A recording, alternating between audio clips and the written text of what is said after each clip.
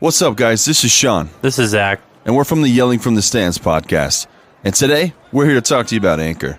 If you haven't heard about Anchor, it's the easiest way to make a podcast. There's creation tools that allow you to record and edit your podcast right from your phone and computer. One cool thing Anchor can do for you is it will distribute your podcast across all platforms such as Spotify, Apple Podcasts, and Google Podcasts. So in a nutshell, it's everything you need to make a podcast in one place.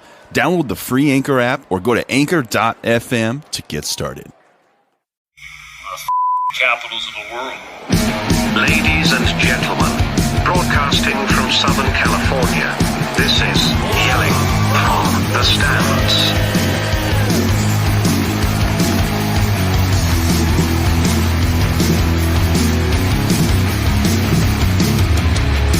Woo! What's up, guys? Welcome to Yelling from the Stands. This is Sean. This is Zach. And happy birthday, Kobe Bryant. Happy birthday, Kobe!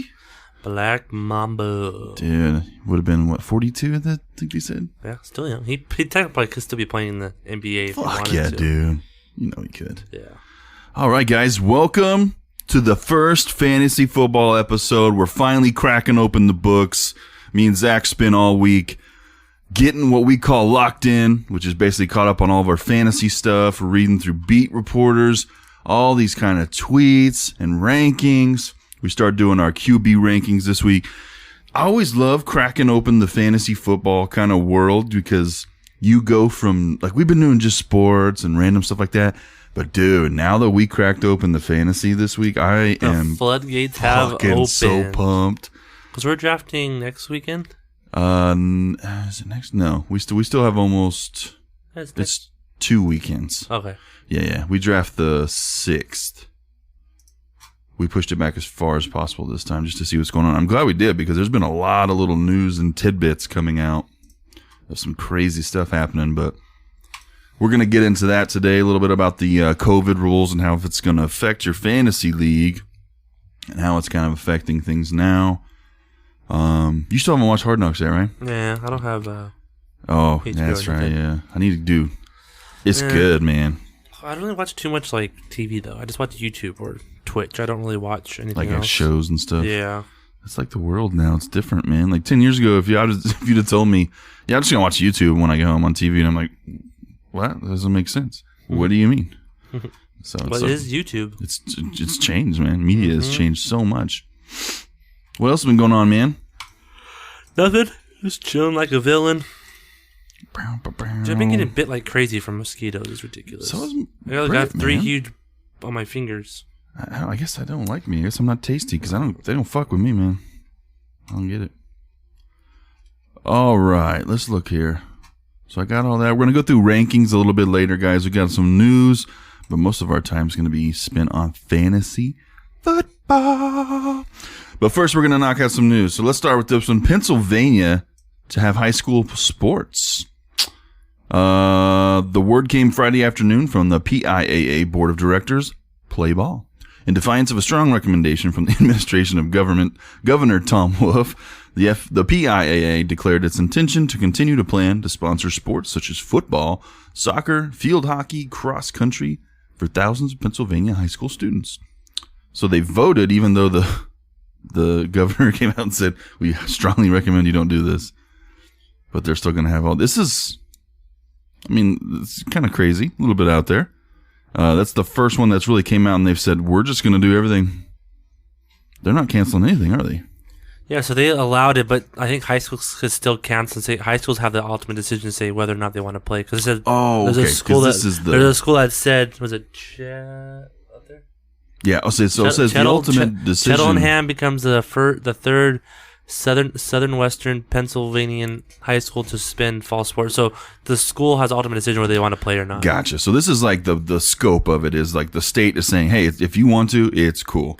But it's, like it says here, the ultimate decision to play still lies with each individual school district. Several school districts in the state have postponed fall sports, as have entire leagues, such as the Philadelphia Public League, the Del Valle League, and the Friends School League. So this is just basically the oversight portion of it saying, hey, we don't mind. Go ahead. You make the decision for yourself, which is still kind of surprising, especially with the governor coming out and taking a stance against it. But we haven't heard a whole lot about it because this is all high school, right? Yeah. Yeah. High school sports in Pennsylvania. That's the weird thing when I think about this. So you're going to have high school football in Pennsylvania, but you can't go watch the Nittany Lions. Yeah. It's going to suck. Did you see the video of that? Of what? They sing the Sweet Caroline song. Is it the band? No, it's a whole entire crowd. What? Is it like just came out? I saw like a video. Type of Penn State Sweet Carolina. Sweet Caroline. I thought it was a Boston Red Sox thing, but I guess this one. Yeah. That's quite old, 2017. But yeah, but it's crazy. I'm sure it is. Let's let the advertisements skip through, and then we can. I'm not paying for premium. Everybody's gonna light up their cell phone now. The stadium's fucking packed. First off. That's Neil Diamond, right? Yeah. Every time I hear this song, I think of Saving Silverman. I think of Fever Pitch. I Saving Silverman too. Yeah, I remember that. I'm gonna skip it a little bit. Right here.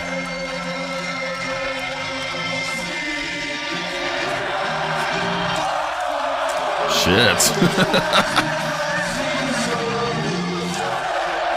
God. Like.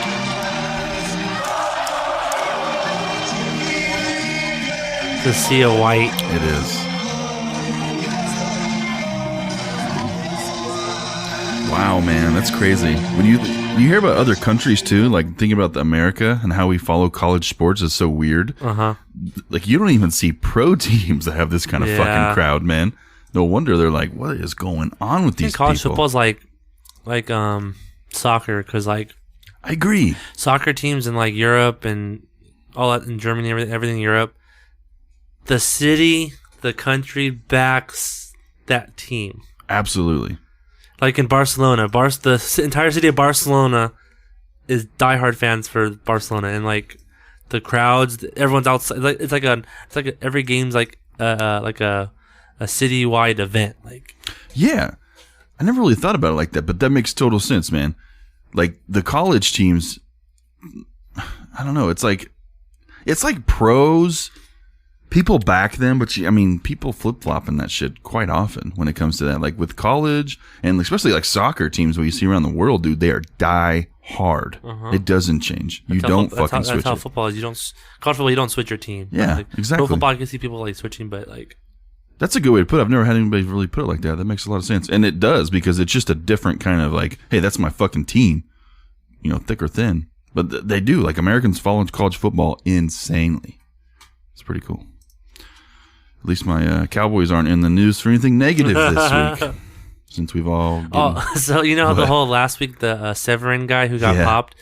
Remember Scary Movie when one of the Wayans brothers in it, and he's, I don't know if is he gay or he's like, they think he's like, has his girlfriend wear football pads, like, oh, come get me.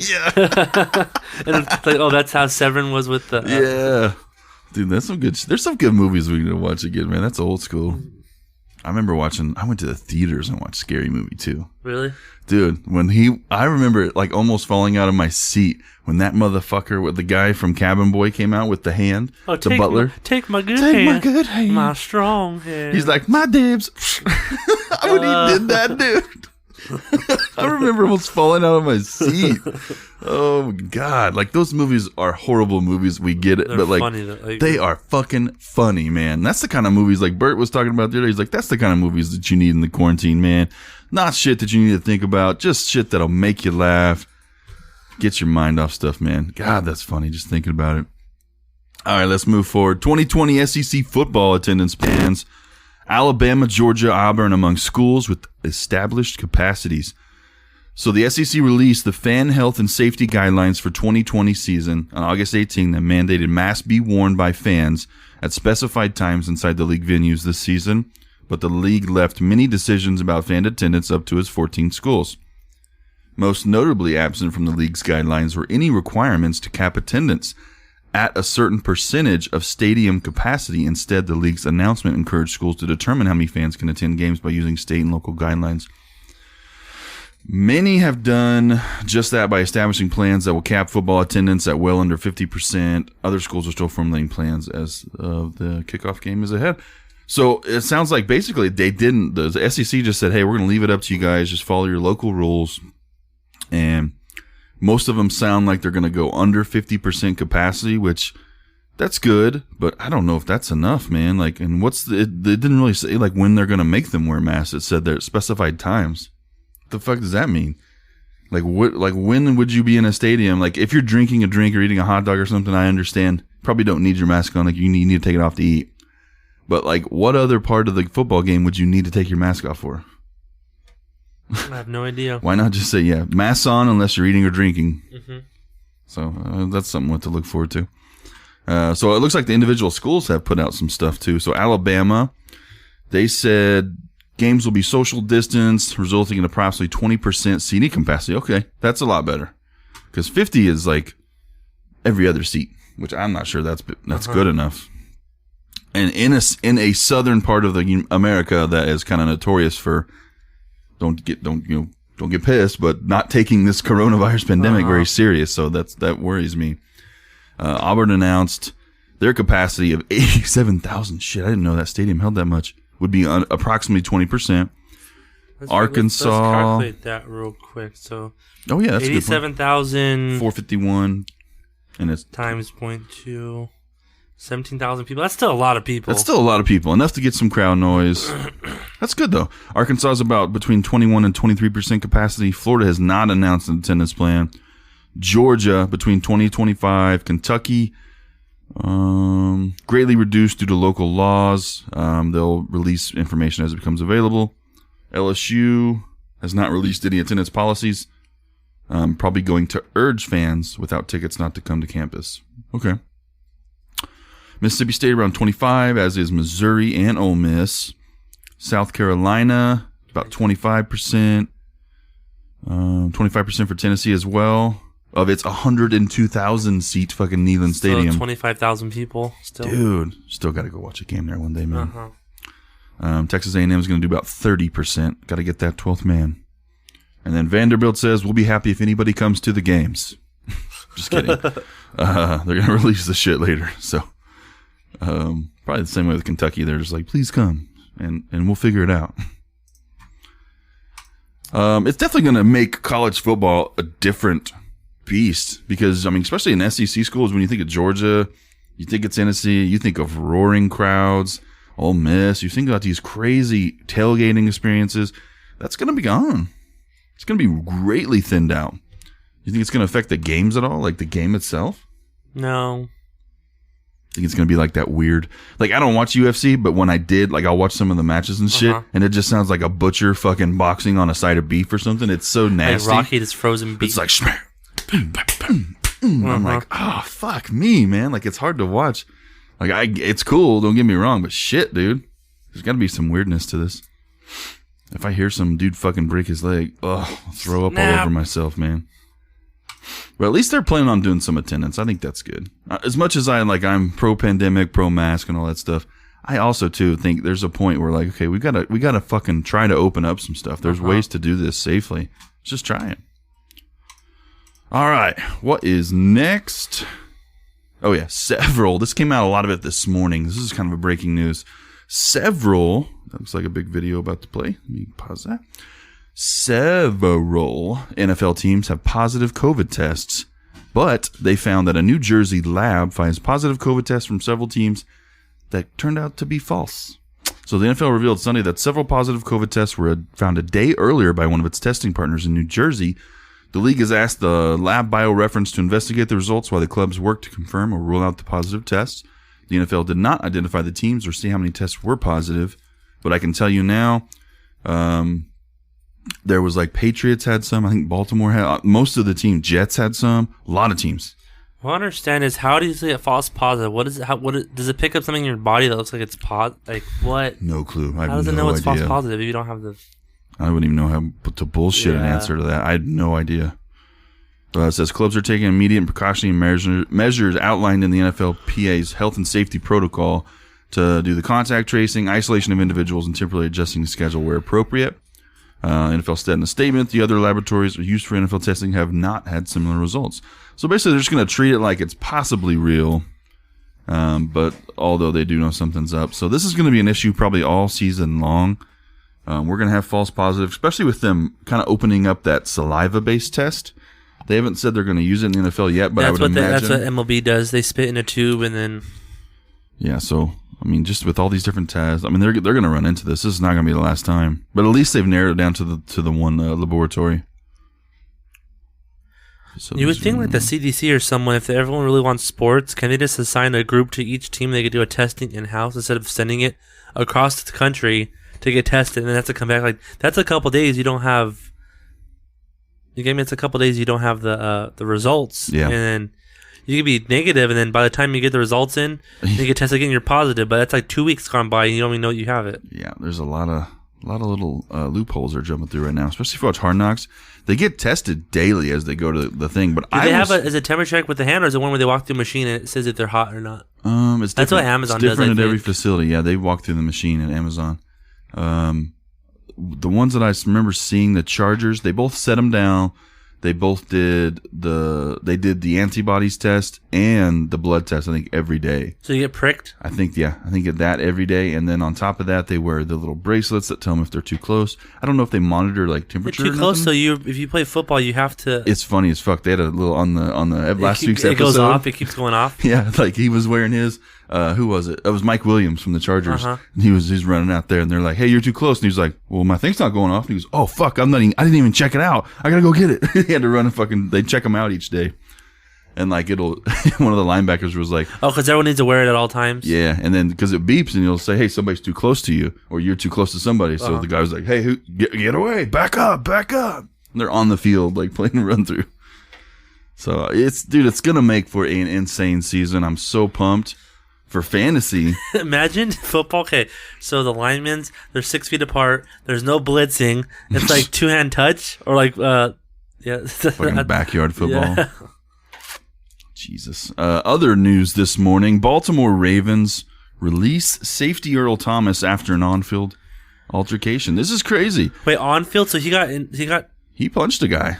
Oh, so it wasn't because This was not just talking shit. No, that was so it wasn't because his wife shot at him. No. Oh, I thought you thought it. No, he remember the he punched a guy. I think it was last week or this week. I thought it was because it was the Smash Brothers. Team will either trade or release Thomas, who punched teammate Chuck Clark in practice. Oh damn! I thought it was because the history with his wife. No. Oh okay. Had nothing to do with that. They overlooked that. Damn. This is all because he punched Chuck Clark in practice, and then they said it came out that his attitude in practice had become a little bit uncoachable.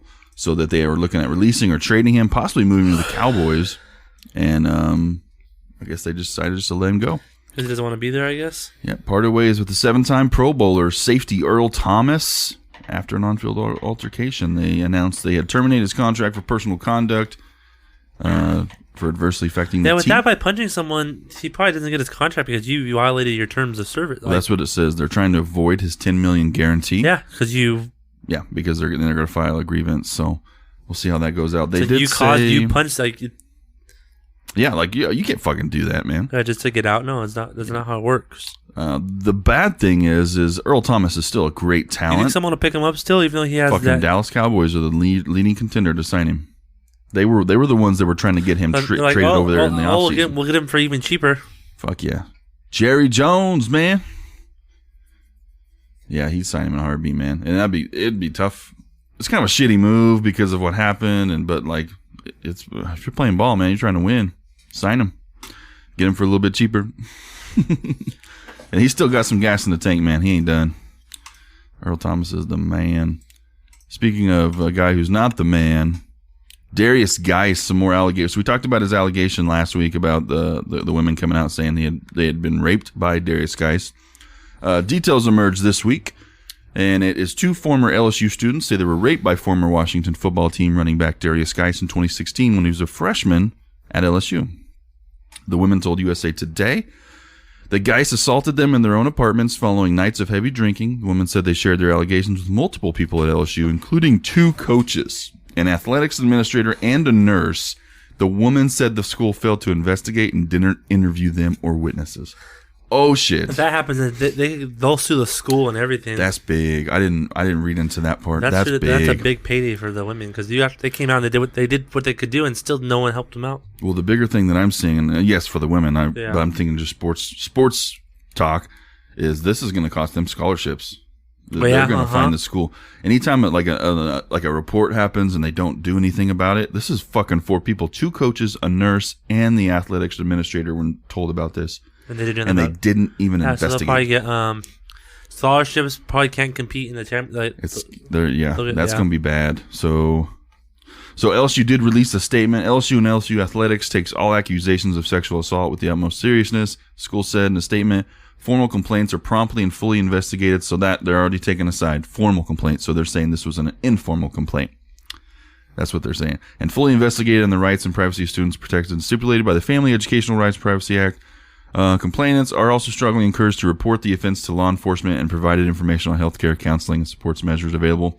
That statement is basically just, textbook by the book. They're covering their ass. But they're also fucking pointing at it and say, hey, it was informal. You didn't go to the police. And you didn't call the police. Yeah. So they're pointing the finger back at them already. This is going to get nasty, dude. Bad. This is not good because it sounds like they're going to take the stance of like, hey, you didn't do enough to get... And I tell you right now, LSU's going to get roasted over that. Mm-hmm. Roasted. Like, regardless, you should have done better job of... This is not a professional athlete organization. These are fucking student athletes. You are responsible for their well-being. Uh-huh. And if somebody is told about an issue where somebody has been sexually assaulted... Don't you have to... It is on you. Yeah. And the 4 people that were told... Ooh, this is bad. This is bad. This is not going to go well, man. So...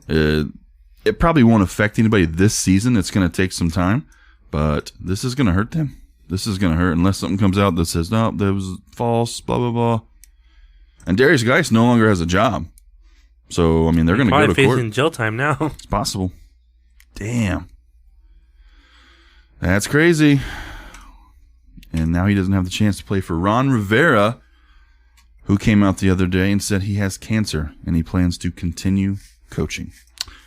He's been diagnosed with cancer, but plans to continue coaching. He was diagnosed with squamous cell carcinoma located in the lymph node, the team said in a statement. Rivera said the cancer is in the early stages and is considered very treatable and curable. He told his players about the diagnosis in a team meeting on Thursday. As of now, he said nothing changes with his job. I'm planning to go on coaching. Doctors encourage me to do it too, they said. If you feel strongly, do it. Don't slow down. Do your physical activities. But everyone keeps telling me by the week, 3 or 4, you'll start feeling it. That's sad, man. It's a new team, new environment, and you got it. And plus coronavirus, now this, like... Yeah, this is... God, this is not Washington's year. Like, they've had so much to deal with already. Like, joking aside, because I love making fun of shit like this. Mm-hmm. But, like, the Washington football team has went through the logo thing with the mascot. They've had to do the rename. That's basically on hold. What was the sexual assaults with the... Jay Gruden. Or was it Jay Gruden? Well, Jay Gruden was... It started with Gruden with the way he was getting spoke to. He went out and like was drinking or smoking weed or something. Yeah. And then you got the fucking... The staff was sexual assaulting women. Yeah. And then no one did nothing about it. And then Darius Geis after that. Same shit at LSU, which they were employing him. And now they bring in Ron Rivera, who was let go from the Panthers, which was kind of, everybody was a little bit shocked with, didn't understand. And now Rivera has cancer. Like, fuck, dude. What can go right in Washington? It's shaping up, like, sports-wise, to be a Cinderella story. Like, if they have an okay season, yeah. But, damn, dude, that's tough. That's a lot of shit going on. Yeah, so because of this, I guess there's a plan B option where Jack Del Rio could possibly take over the position, an interim coaching job, if Ron Rivera has to step away. Yeah. And it also says right here that Rivera has been active with the Pancreatic Cancer Action Network ever since his brother Mickey was diagnosed with it. So his brother fucking has pancreatic cancer. Yeah. And he died 2 years later in 2015. But that pancreatic, that could run in the family, so you gotta... Yeah. I know Ron's isn't nearly as strong or as severe as his brother's, but, bro, you lose a brother to cancer and then 4 years later you get it? Mm-hmm. Dude, that's some heavy shit, man. There's some heavy shit going on in the football season with Washington right now. So, and then you get Alex Smith back. I think that's a good. That's a good thing, but like, there's just so much fucking going on. Now, I don't know if there's any video of Alex practicing. Have you seen anything? I think he looks pretty good. He's just kind of like, he's not really that mobile, but Yeah, I'm sure. I mean, well, it's like any obviously. injury, you're kind of afraid Yeah, of especially with how using severe, that. But man. so his injury, that was the same injury that was who had it? Who played for the Jets? Who's the quarterback for the Jets back then? Joe Nace? No, was it Joe Name? No, You talking about Theismann? he had the same injury but that ended his career, right? Yeah. But it was Alex Smith had the same break, right? Whew. Oh, this was the video where they were celebrating. Because he got cleared. What's funny is somebody made a meme out of it. It was really funny because if you watch his ankle, his left foot, his flip flop comes off right here, and somebody paused it right there and was like, "Just about fucking broke the other ankle celebrating, so chill it out." What is he wearing on his leg? I don't know. It looks like some kind of big brace. It's like a sleeve or a brace. He nearly lost his leg in his injury and had to have 17 surgeries. 17? 17 surgeries. Less than 2 years later, he's cleared another hurdle in his NFL comeback. They activated him off the PUP list, clearing the quarterback to practice in pads. 36-year-old Alex Smith now has a chance to compete with the starting job. I mean, is there a shot? What do you think? Yeah, what do you I think project? so. I think he'll start. I mean, you're an Ohio State fan, and you're Haskins. Yeah, but Haskins really hasn't proved himself, and he can't really learn the playbook. I feel like he needs someone to learn under, and Alex Smith is the perfect quarterback I would agree with that. And I think Haskins is probably, I mean, obviously the more you want to soak your money into, he's the future. Yeah. But he looked very sloppy last year, just in the time that we had. So I think Alex being there. But do you think Alex takes over as the starter? Yeah. You think so? Mm-hmm. Wow. Give him a shot. I think I want to see Alex run first. So who was I listening on the podcast? They're saying Alex Smith will never lose you games. Like, great way to put it. He is a game manager. Yeah. He's in that safe zone. He's not as a sexy name as most people, big quarterbacks you hear, because he doesn't take those uncalculated risks. He is very calculated. Yeah. He is very within that little safe zone. If you're in the league, you're going to win the game. He's not going to cost you a game. He's going to be very smart. He's not going to win a game by 30 points. But at the same time, you're not going to be sitting there going, "What the hell was that? Why did you do that?" He doesn't make those uncalculated risks. Yeah, because he was really good on the 49ers and the Chiefs until he got... He's just... people want sexy. They want Patrick Mahomes. They want sidearm throws. They want deep bombs. Alex Smith is he's a game manager. He manages the game. He'll get you a dub. And a lot of people they get sick and tired of it if they have these close losses. They think, well, if I have somebody take some more chances, we got to move on. So that's why a lot of teams end up moving on from him. Yeah. But glad he's back, man. That was a gnarly injury. Now we at least got some shining light a little bit in Washington. And we'll try to figure stuff out then. Oh, what else we got? The Twitter tidbit. Oh, yeah. So before we get into our fantasy football QB rankings, we're going to go through this little segment right here, Twitter tidbits. So we go through all the beat writers, all 32 teams, their beat writers on Twitter. We're scouring. We're finding all those little tidbits of information, the stuff that you won't see in news articles, the stuff you'll only see if you fucking follow these guys on Twitter. We're going to be collecting these each week, and we're going to be dropping them off. So these are mostly for fantasy. Little tidbits that you're not going to hear about. Things like how good Tua looked today in practice and things like that. So in the Twitter tidbits, we do start off with Tua. They said he's been struggling all week. Said he finally looked great in practice today. Didn't look like he ever had a hip injury. They said overall he's still struggling a little bit with the playbook, which is to be expected. Yeah. He's a rookie.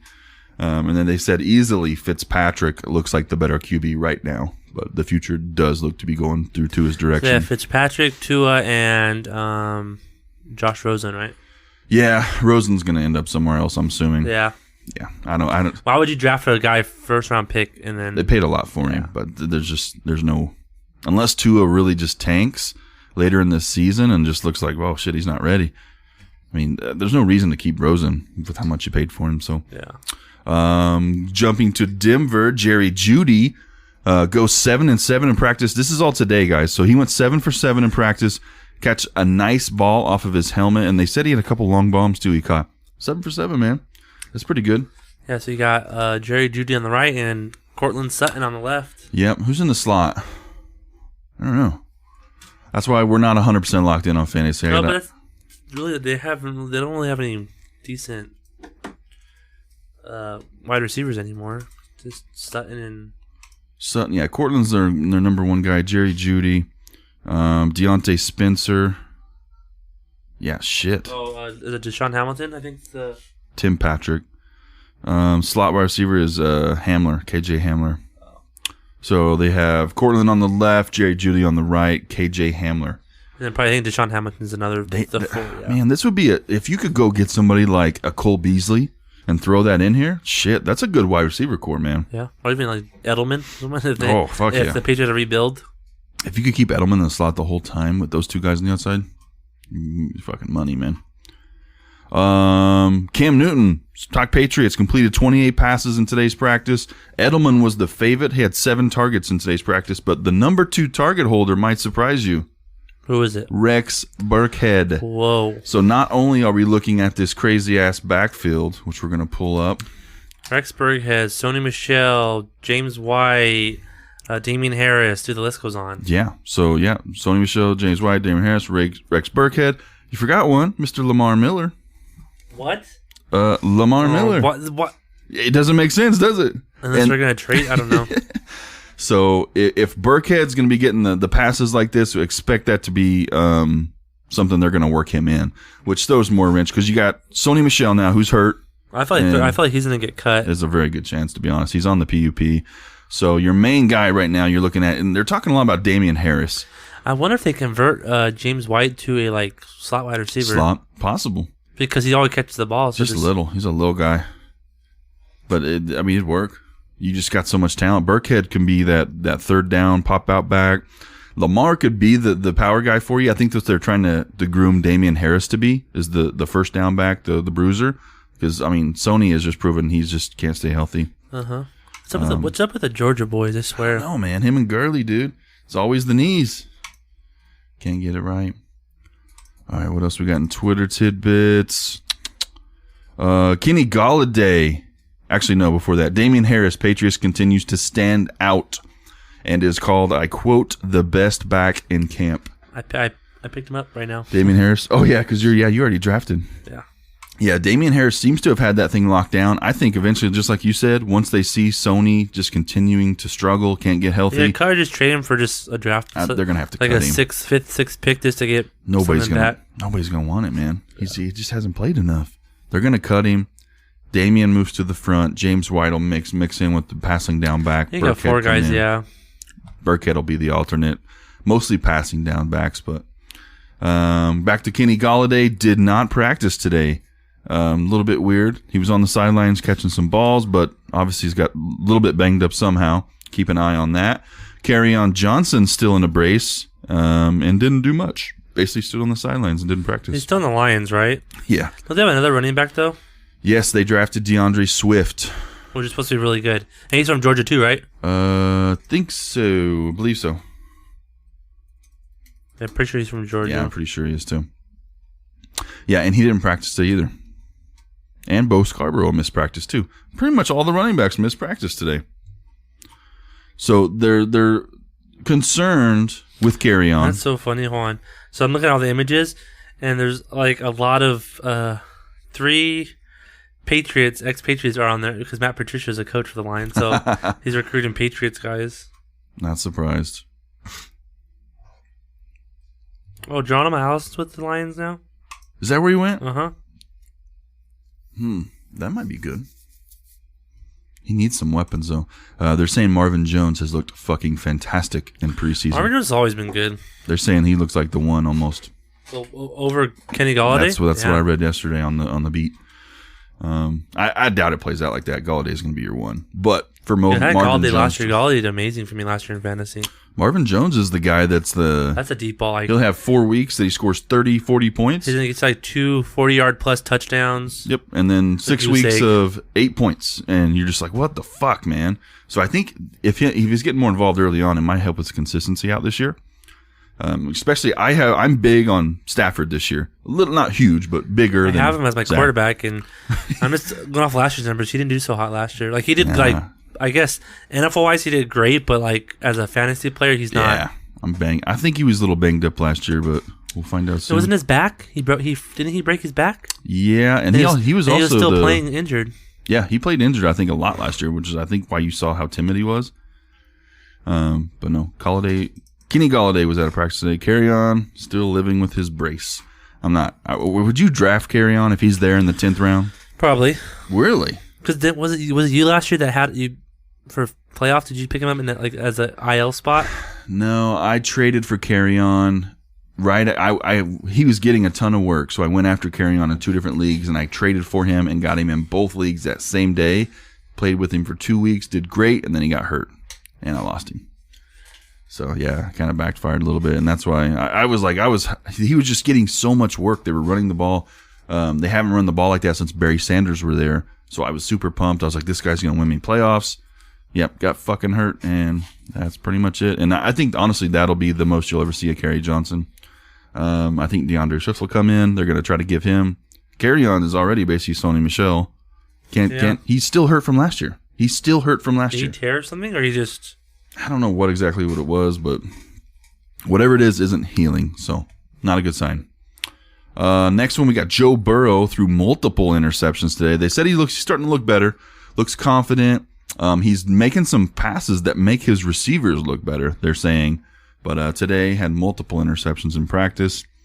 So far, what we're hearing out of the Bengals camp is they like what they see. He did play first-team defense today. They said they kind of ate him up a bit, which kind of worries me because Cincinnati's defense is not that good. Let's say if he's not, who's the backup? Because if he's not able to start this year, who's gonna take the spot? Because Dalton's gone. Let's find out. I'm just curious, because if he's not ready to go, then who's gonna? Ryan Finley is their backup. Brandon Allen behind him. Never heard of either one of them. Brandon Allen played. I can't remember where he played. I think it was the Panthers last year. Brandon Allen. Remember he was a starter for like 4 weeks. Oh, okay. He's the 3rd string. Ryan Finley, I've heard of. Let's see if I can get some info on Ryan Finley. Out of North Carolina State. 6'4". No picture. They just drafted him this year? I don't know if they drafted him. I've heard the name. I don't think he's been in the league for a while.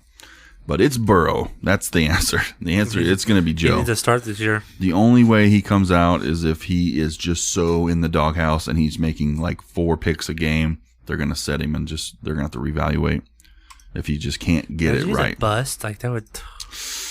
That'd be brutal. But dude. I don't know how he can, because he's so really good in he was ahead of the game in college, and I know college is different than NFL, but if you're that good, right? Like you would think, hey, how the fuck is none of this coming through? And he's as older than a lot of NFL players, so you're ready. Yeah, I think good things are coming from him. I don't understand how it could.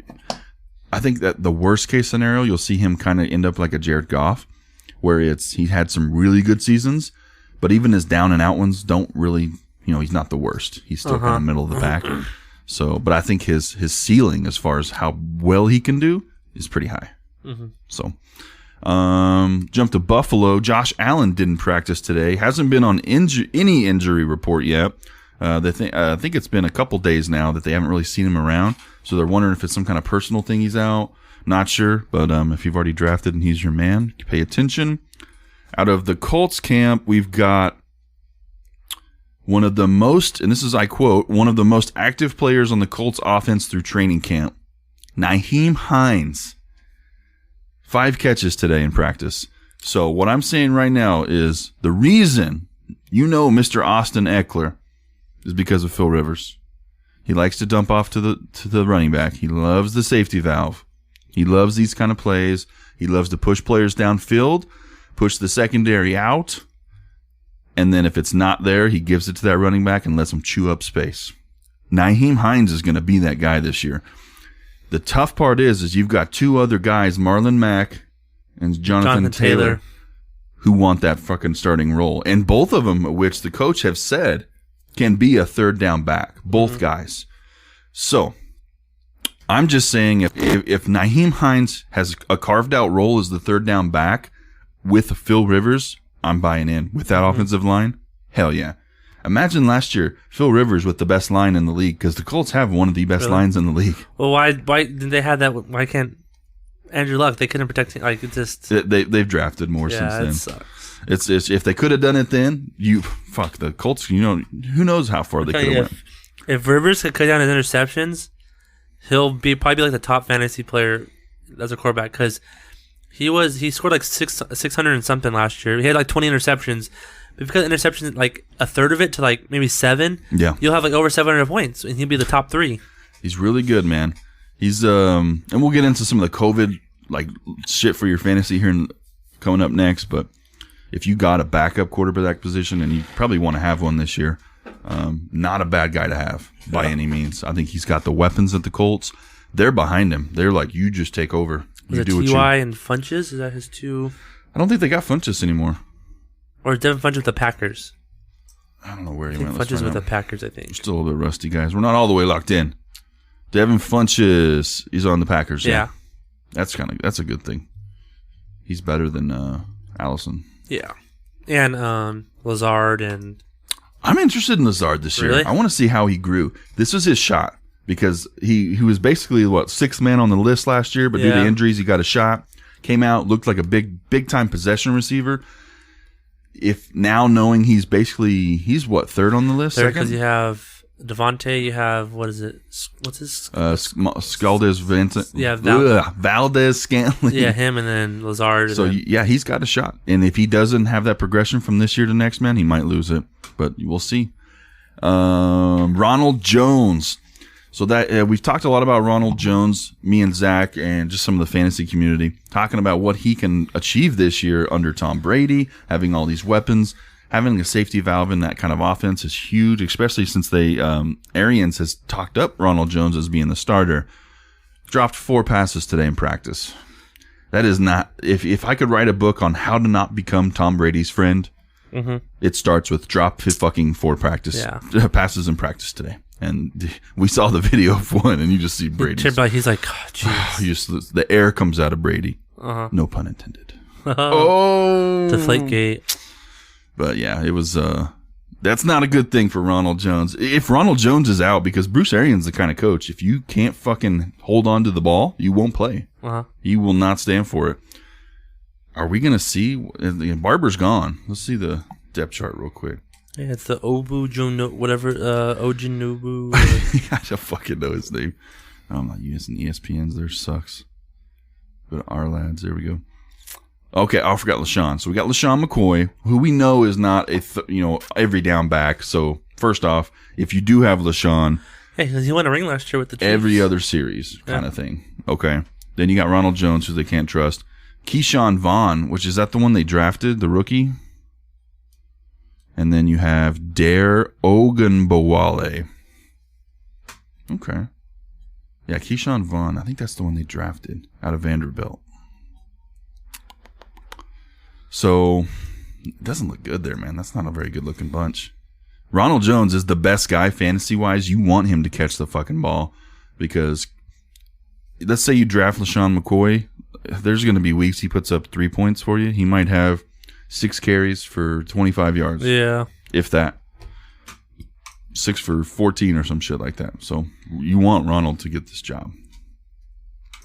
Last little tidbit for the Twitter tidbits. And I quote, Bridgewater makes throws that look as good as any Carolina Panthers quarterback has made in their relatively short history. He has developed a particular chemistry with both Christian McCaffrey and DJ Moore. So very good Curtis little Samuel. breakdown. Yeah. That's the 2. Curtis Samuel and DJ Moore is the 2 guys. DJ's going to be the big guy. He's going to be the main receiver there. We were talking about Bridgewater, how he did last year when he took over for Breeze while he was out. Won every game. Impressed me. Like I didn't think he would do that well. I thought they were going to drop a few, and I didn't think he would be very consistent. And that's exactly what he was. He was very consistent. I think the ceiling for Bridgewater's is a little bit lower than Cam Newton's, but the floor is so much higher because, God, you never know what kind of Cam you were going to get. I think the Panthers, that's going to kind of help them out a little bit. And plus having Matt Rule from Baylor as the coach this year, it's going to change things up a lot. Did he coach RG3?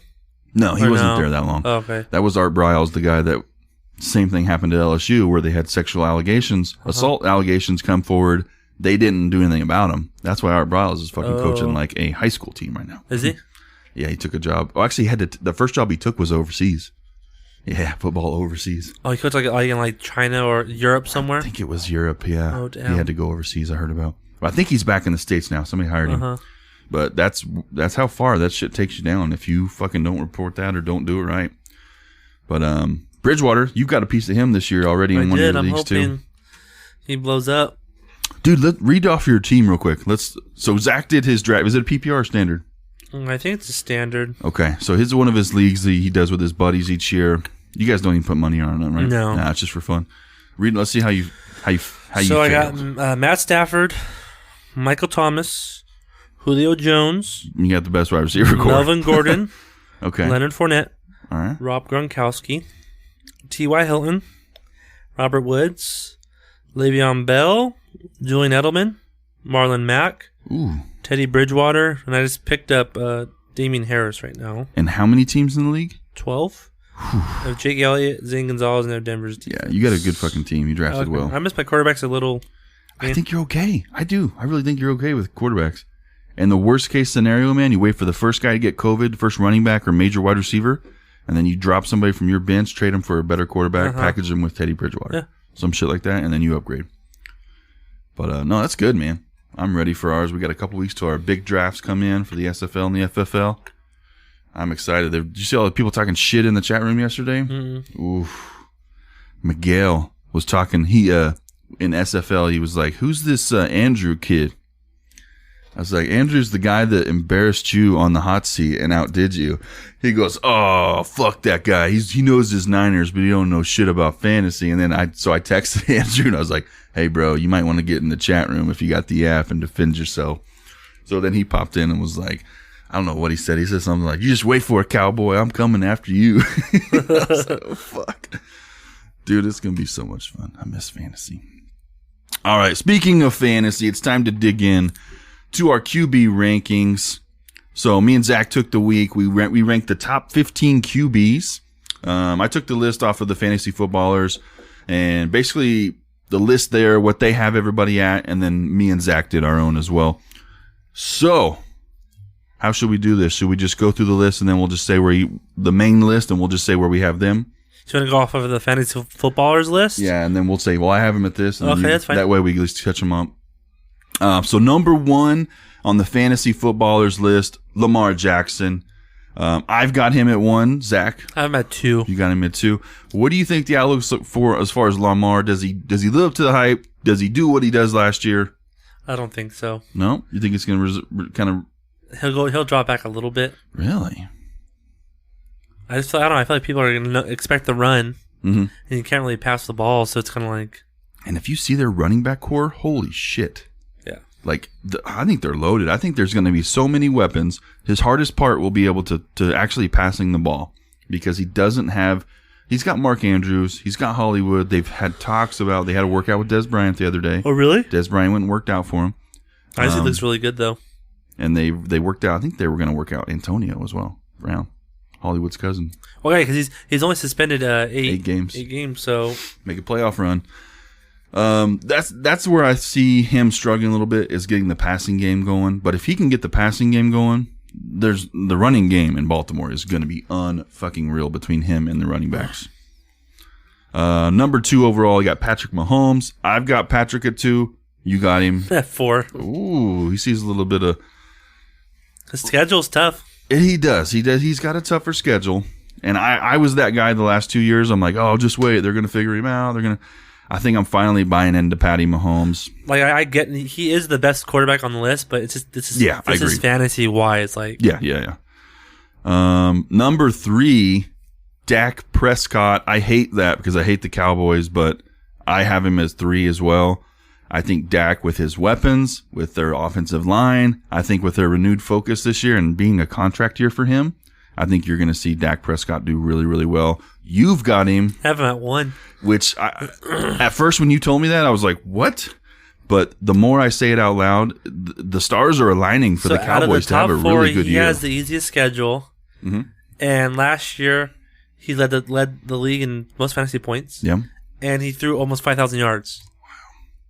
And he did it quietly. He has another top wide receiver. CeeDee Lamb. Yeah. Plus, Amari Cooper and McCarthy saying that. He's saying that Michael Gallup's a number 1. They said he's a wide receiver 1. So 3 number 1 guys. He's gonna throw the ball. Plus, with a new coach that likes to throw the ball. I'm telling you. Yeah. The stars are aligning for them to have a good year, for Dak to have a great year. So I think it's a good pick. Like it was hard for me to put him up as high as 3, but when you just keep looking at the outside factors, you're like, fuck, it is all lined up. Like for everything's this guy. lined up for him. Yeah, it's his to lose, I guess. You gotta say. So they have Kyler Murray at number 4. I have Kyler Murray at 6. I have him. Says right here you have him at 8. Yep, I have him at 8. I think Kyler's going to have a better year. I think he was a little inconsistent to start. I think he'll probably, because last year he threw for 3,700 yards. I think he's up to over 4,000 yards. Oh yeah, I think so too. With Hopkins. I think his whole wide receiving core is gonna change. I think you're gonna see Christian Kirk really blow up. I think Fitzgerald there. Yeah, I think Fitzgerald. There's so much going on to take away. Like you can't really double team. You're gonna have to double team Hopkins when he's not. He's gonna get the ball. Under an air raid offense, the wide receiver on the outside kind of takes a step back. Like if you look at it the way Oklahoma State ran it when Des Bryant was there, he wasn't an every down. He wasn't getting 20 targets a game. DeAndre Hopkins is going to get probably 8 to 12 a game, which is sufficient, but they're going to be big targets. Okay. So that's kind of usually how the air raid system works. Now, we don't know if Cliff Kingsbury has something up his sleeve, what they're going to do differently, but he's got the weapons to really put up some fantasy points this year. I cannot see a world where Kyler Murray is not in the top 10, doesn't finish in the top 10 whatsoever. I think he'll finish just right outside the top 5. And he's going to be a weapon for the next few years, I think. So I just think crazy how he was a number 1 drafted for baseball, and then he is killing it. He's at least top 10 quarterback in the NFL. Number 5, Mr. Russell Wilson. I have Russell at 4. I have him at 3. Yeah, and I think they kind of underplayed Russell with how well he did last year. He played better than Mahomes last year. Oh, he played good last year, and his schedule is way bit easier. So you've got a more experienced wide receiver. With what's his fucking name? Josh loved. The tall guy, fit guy. How can I remember his name? Wide receiver from Seattle. No, you have Doug Baldwin. Did he retire? I thought he retired. I know Philip Dorsett went over there, and I guess they're saying like he's the fastest guy they've ever played with. Yes, that's what. What the fuck, man? Oh, DK Metcalf. Okay. Yeah, it's okay. Yeah, so you've got DK Metcalf, who I think is going to blow up this year. He did so well as a rookie last year and didn't get enough credit, straight up. Lockett, we know what he can do. Yes. Philip Dorsett behind him, is fastest guy we've ever had on the team. Still there? No, right? No. And I think then he retired. On the other side behind too, David Moore, who was another guy that was in the top 30 wide receivers last year for at least half the season. Plus they have Dillesy and they have Greg Olsen. Yep. So Disley comes back after doing, and that motherfucker is already practicing. Do you know that? Towards Achilles, right? Achilles injury usually is a year to a year and a half. It has not been a year yet. He got hurt in the playoffs almost, like fantasy, and he is already practicing. Crazy fucking Montana dude, man. He's a fucking beast. Offensive line has some shit they got to fix. Chris Carson's okay. They got Carlos Hyde now. So you're looking at Rashad Penny, who starts the season on the PUP. Carlos Hyde out of Houston, which quietly had a really solid outing in Every Houston year. last He's just quiet. He is, man. So you've got Chris Carson, who's a little bit fumble heavy, but God, he can run through walls. A little bit of injury history, and then Carlos Hyde. I think it's not gonna make a strong backfield, but I think it's gonna kind of to make defenses jump a little bit and give him a little bit more time to throw the ball, not knowing what's going to happen. But their wide receiver core looks much improved in Seattle, and I think that's only going to help Russell. Number 6, they've got Drew Brees. I've got Drew at 5. I have him at 10. Yeah, a little polarizing on this one.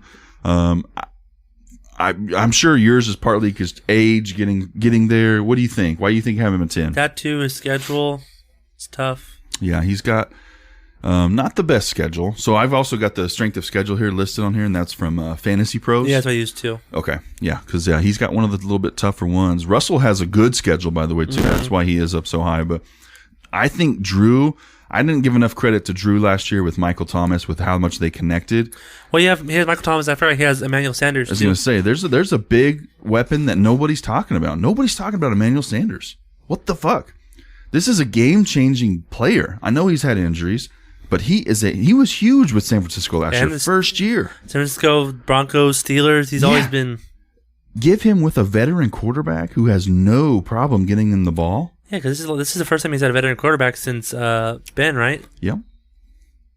Dude, I'm excited. I think Drew is going to freaking go crazy. I don't think he's going to throw less passes. We know that. Each year he gets less and less.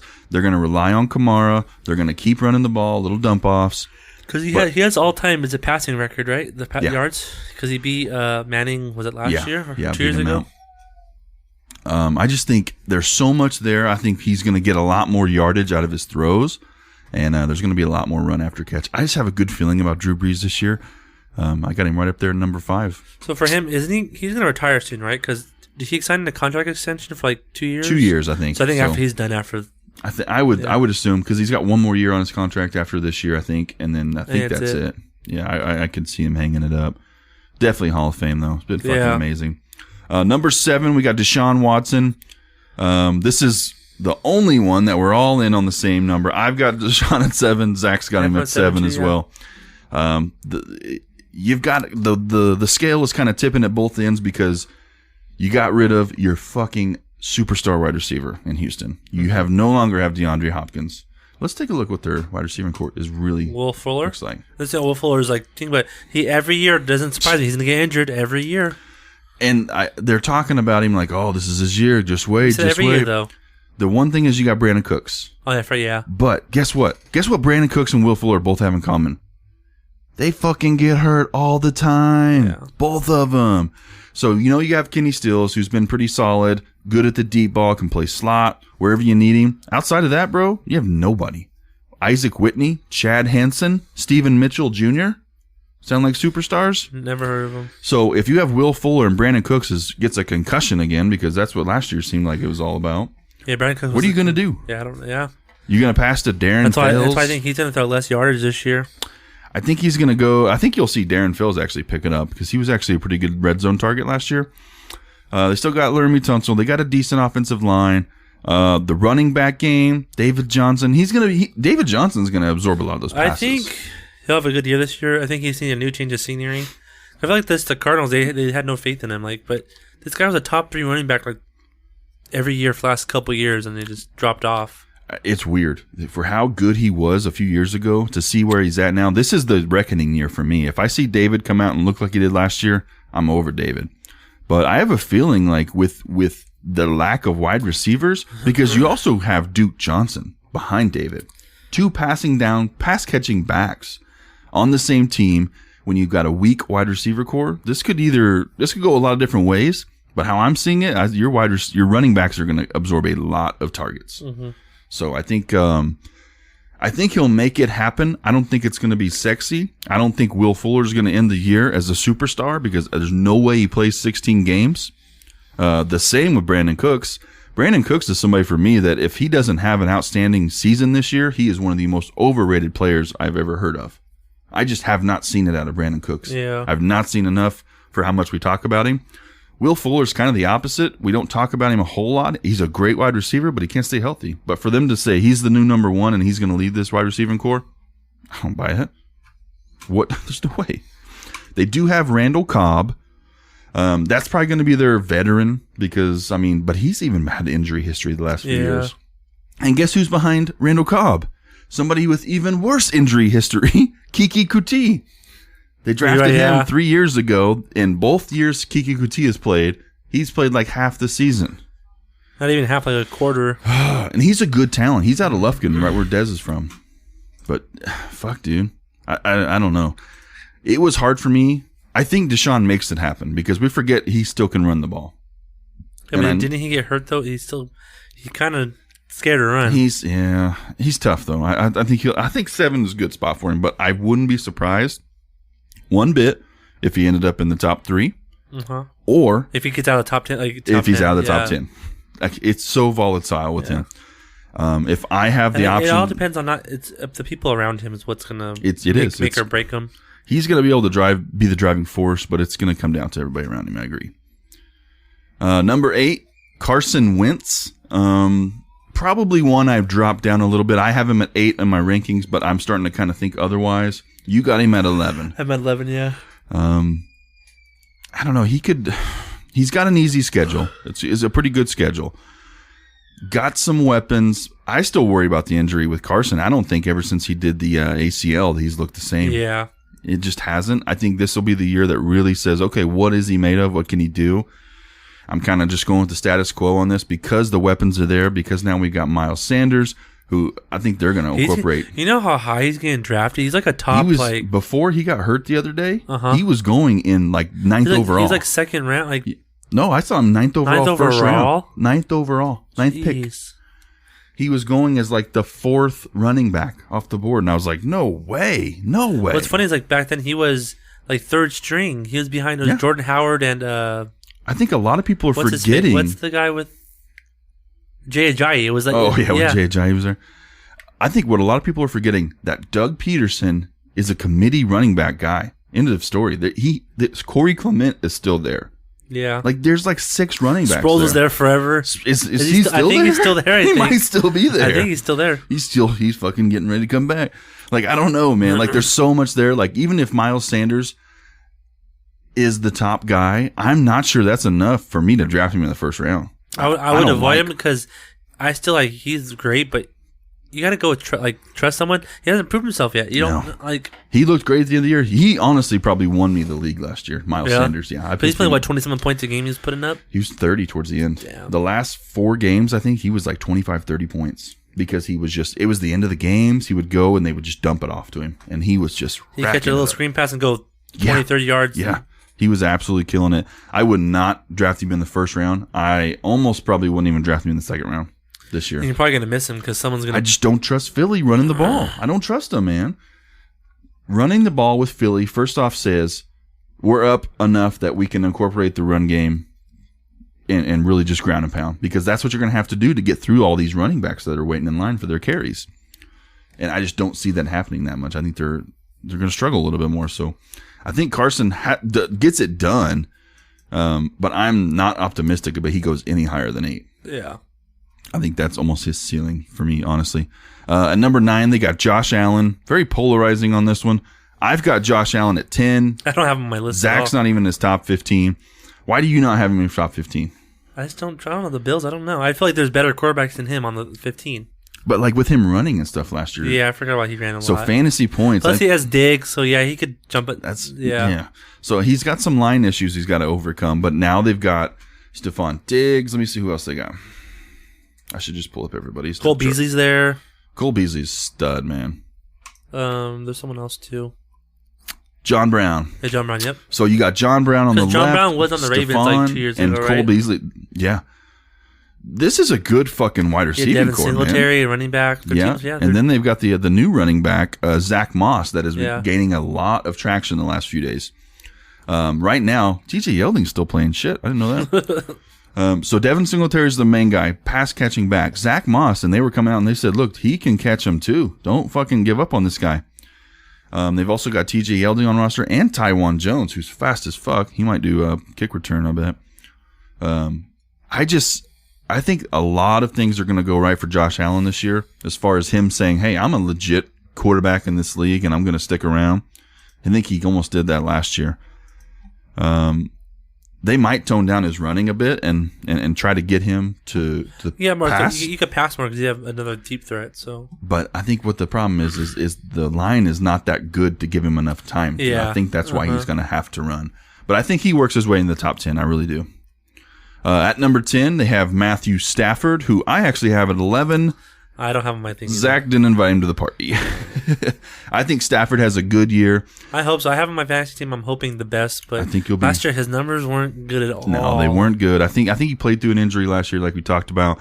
I think he's going to come in this year with a renewed focus, a little bit better backfield with DeAndre Swift. I think a little bit more consistency in the backfield is going to open him up.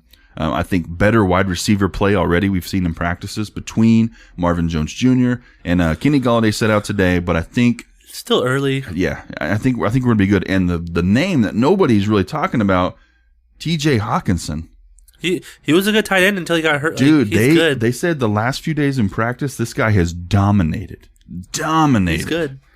So I think whenever you look at Matt Stafford, the big seasons he's had, tight ends, boom, boom, pedigree. I'm telling you, if only Ebron. Yep. I'm telling you, if Megatron, dude, I'm telling you, Come back. never happened though. No way. Number 11, they've got Tom Brady. I've got Tom at 13. Zach, I'm at 9. you got him at 9. It's a tough schedule, but all those weapons. So we're gonna find out. Is the whole Patriots thing, was it more Brady or was it more Belichick? We'll find out. It's going to be very telling. I think a lot of people are very volatile with Brady right now because we don't know which Brady we're going to get. We don't know. If Winston could throw that much, Brady's going to throw this probably the same and have less interceptions. Like, it's going to, I can see it going that way. The reason I bumped him down a little bit is because when I think of Tom Brady, I think of very calculated, very concise passing. When you have Chris Godwin, when you have Mike Evans, when you have these big players like that, doesn't translate to down the field balls very well. Yeah. I have a feeling it's going to turn into a money ball almost like thing where we're chipping away at yards to get drives down the field. It's going to be 6-yard dump offs to Ronald Jones, or it's going to be a 7-yard slant to Gronkowski. Yeah. You know, I feel like they're going to chip away. And they're not going to go after these big plays like Jameis Winston did. And I think that's going to hurt, first off, his fantasy stock because he's not going to be a sexy fantasy player. Uh-huh. He's going to be a great NFL quarterback, but I think he's not going to be a sexy fantasy. Basically what it comes down to.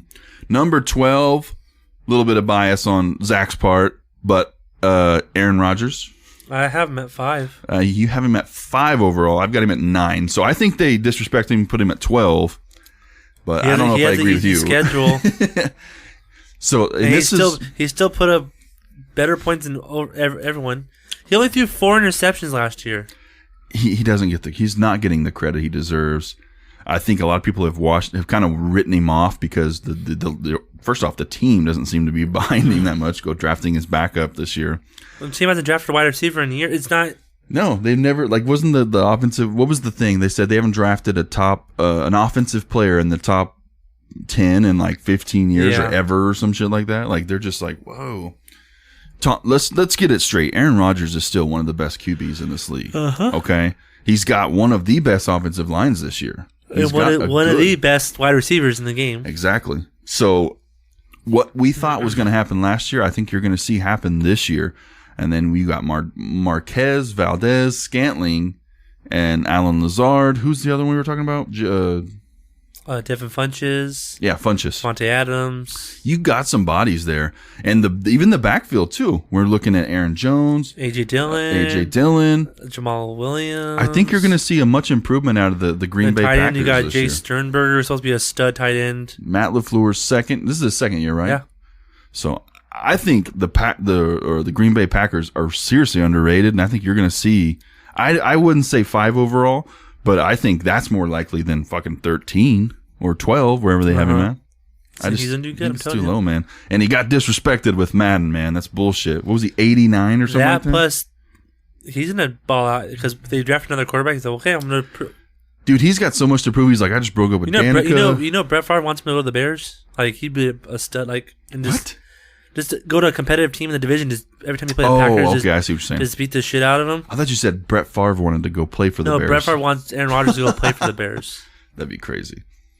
But he's got a chip, man. He just broke up with his girlfriend Danica. Oh, they broke up finally? Yeah, I think they broke up like a couple weeks ago. I saw in the news.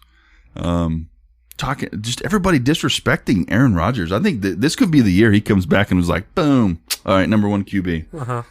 I wouldn't be shocked. I don't think I'll see him crack the top 5. But I think from 5 to 10, that's all him. I think he's right in that territory, how he ends this up. Number 13, Mr. Matt Ryan. We're kind of different on as well. I've got him at 12. I have him at 6. 6. But he has like the worst schedule. He has got that. For me, that was it because I don't trust. He can throw the ball though. Him and he has Julio and Calvin Ridley. Calvin Ridley is going to take a big step up this year. You're going to see how big and bad their wide receiving core really is.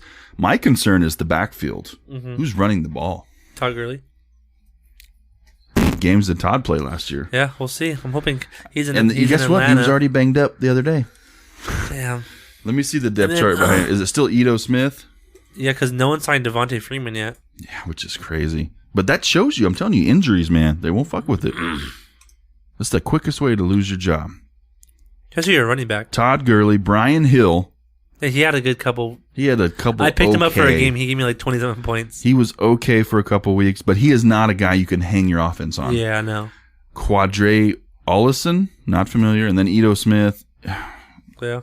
This was why I'm concerned. I like the wide receiving core. I really do. Julio, Calvin Ridley, one of the best I've seen. Then you got Laquan Treadwell, a quiet guy in the back. Russell Gage, who had some flashes last year. Yeah, Gage. Yeah. Yeah. I didn't know he played. Look at this. Jalen McCleskey, What's he from? Oklahoma State. Really? Yeah. I didn't know that. But it's concerning because I don't trust Todd Gurley can stay healthy. He will open up a lot of that dump off, swing off, screen passes for Matt Ryan. Because they kind of they toned it down. They used to be really heavy on that when they first started with Devontae and stuff. But once the injury started, they started taking it Devontae easy. and Coleman. Yeah. So I think it'll open up a little bit, but it's going to come down to how healthy Todd can stay. Because you cannot just line up and pass the ball every time. They're gonna fucking know what's going on. And I think that's why I have Matt Ryan at 13 or 12. Mm-hmm. And I don't think he's going to crack the top 10. I think he's going to have some big games, just like we see with Julio. He's probably going to have 2 touchdowns all season and 1,200,000 yards. It's going to be interesting. But I think if they don't overachieve, is it Dan Snyder the coach? He's fired, by the way. Oh, they fired him? No. But if they don't overachieve, he's fired. He's done. Number 14, I don't get this, but they have Daniel Jones. I know he's looked better. He's not in my top 15 at all. He's not in your top 15, and I've got him at 20. I ranked the whole thing, so okay. I just did this.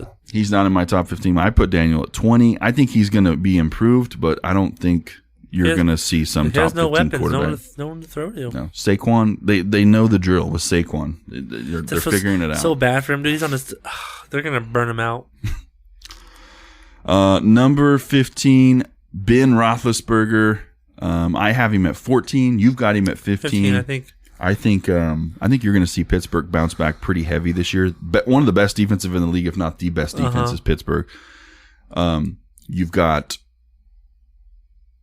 what's his name? I can't remember. I'm going blank this morning. Wide receivers? Yeah, Juju. He's not a top 5 pick for me by any means. He's not a first round wide receiver. I traded him last year, and that's a good thing for me because he did terrible. I don't think he got less than 100 points last year. And that's not him. It's the quarterback play. You know that. It was Mason. He's going to come back around to be a top second round kind of pick, dart throw down the field, big long receptions. But we got to talk about these other guys. DeAndre, is it Thompson? No. Or Johnson? DeAndre Johnson? Isn't there Washington with that? James Washington from Oklahoma State. Yeah. And then, that Johnson guy, Deontay Johnson, I think it is. He had a great last year, but I think he's being a little bit oversold. He was like the wide receiver 3 last year, and that's who fucking Mason Rudolph was throwing to. Yeah, I don't think I don't think it was a product of him breaking out or having this crazy season. I think what you saw was Mason Rudolph throwing who he's comfortable with. So I think now that you got Big Ben back in, you're going to have Juju on one side, James on the other. Deontay's going to be the slot. They got Ryan Switzer still. He's a baller, just trying to get him the ball whatever way they can. Isn't he a return guy too? Yeah, I think he does. Yeah, I don't know if he does it still, but he did. Their running back core worries me. I'm not. I like James Conner, but he is not a top even 15 running back in my book. He's not. Jalen Samuels was good. Benny Snell, he's pretty good. I think Wendell Smallwood too.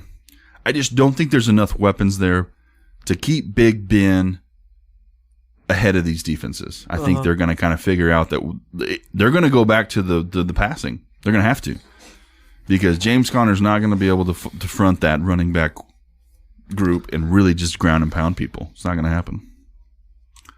So I've got Big Ben at. It's at 14. I have 14. You got him at 15.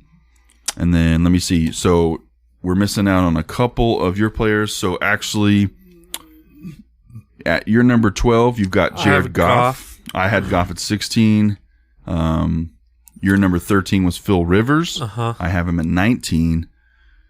Which the more I'm hearing from practice, the more I'm going to move him up for sure. And then 14, you have Baker Mayfield, who I have at 18. Easiest schedule. It is the easiest schedule. It's going to come down to just can he get it done, man. It seems like he's in a different state of mind. They've been saying he's like, hey, he's a different person. There's more confidence. I think he's obviously... Yeah, just so you have weapons. Give Beckham he's got and Landry some a of the chance. best weapons, man. Not even that, just with the running back. Yeah. Fucking Kareem Hunt. And Chubbs. Nick Chubb, who's in the concussion protocol, by the way. Oh, damn. So that's our breakdown. I'm going to do a consensus rankings, and I'll put it on our Instagram here in a few days, guys. Look out for that. We'll jump into running backs next week. And be sure if you guys got any questions, hit us up on the Instagram. Let's save our rankings. I want to see, like, at the end of the year, like, if we're close, like, over or I'll save them. We'll check them out. We'll do running backs next week. But if you guys got any fantasy football questions, you hit us up. So that's the one thing difference is we're going to give you the news tidbits from the beat writers. On Bikes and Booze, we had a lot of, like, feedback on Instagram. Like, people asked, like, the same game, like, 10 people. Oh, start him. Like, who should we? Yeah. We started out real slow on Bikes and Booze with feedback. But I remember there was 1 week where, like, we had given out 4 or 5 helpful hints. And every one of them nailed it. And they all came back. And then we had, like, 3 times the amount of people. And it was to the point then, I mean, we still weren't crazy busy, but we were answering questions all morning, man. One guy man. that kept asking us questions. There was one dude I was like, all right, man, you're going to start fucking Venmo me some money or something. So I'm practically running your team now. It's what it sounded like at one point. He was giving me all these scenarios, like, if I do this and he does this. I'm like, look, bro, I got to go to work, man. But no, we love answering them, guys. You can buy draft kits and all this stuff online and do the research yourself. If you want straight up help from a person who's doing the work right now for you, hit us up. We want to grow the business. We want to grow the brand. That's what we're doing it for. So hit us up on Instagram. Just comment on whatever post it is. We ask that you do that so other people can at least use the advice as well that we give. And we'd be glad to get back with you. And especially like once we get into the weeks of football, we'll post on Saturdays. Hey, fantasy questions here, and there's a lot of times we're back with you within the hour. Like a lot of times it's within a few minutes because we get them on the phone. One of us will see it and we'll just reply back to it. Yeah, so that's what we're here for. Hit us up, guys. Get you some help. All right, let's get into the rest of our sporting news. Let me close out all of our football stuff. I feel good to talk about that. Get back to some fucking fantasy, man. I'm so pumped.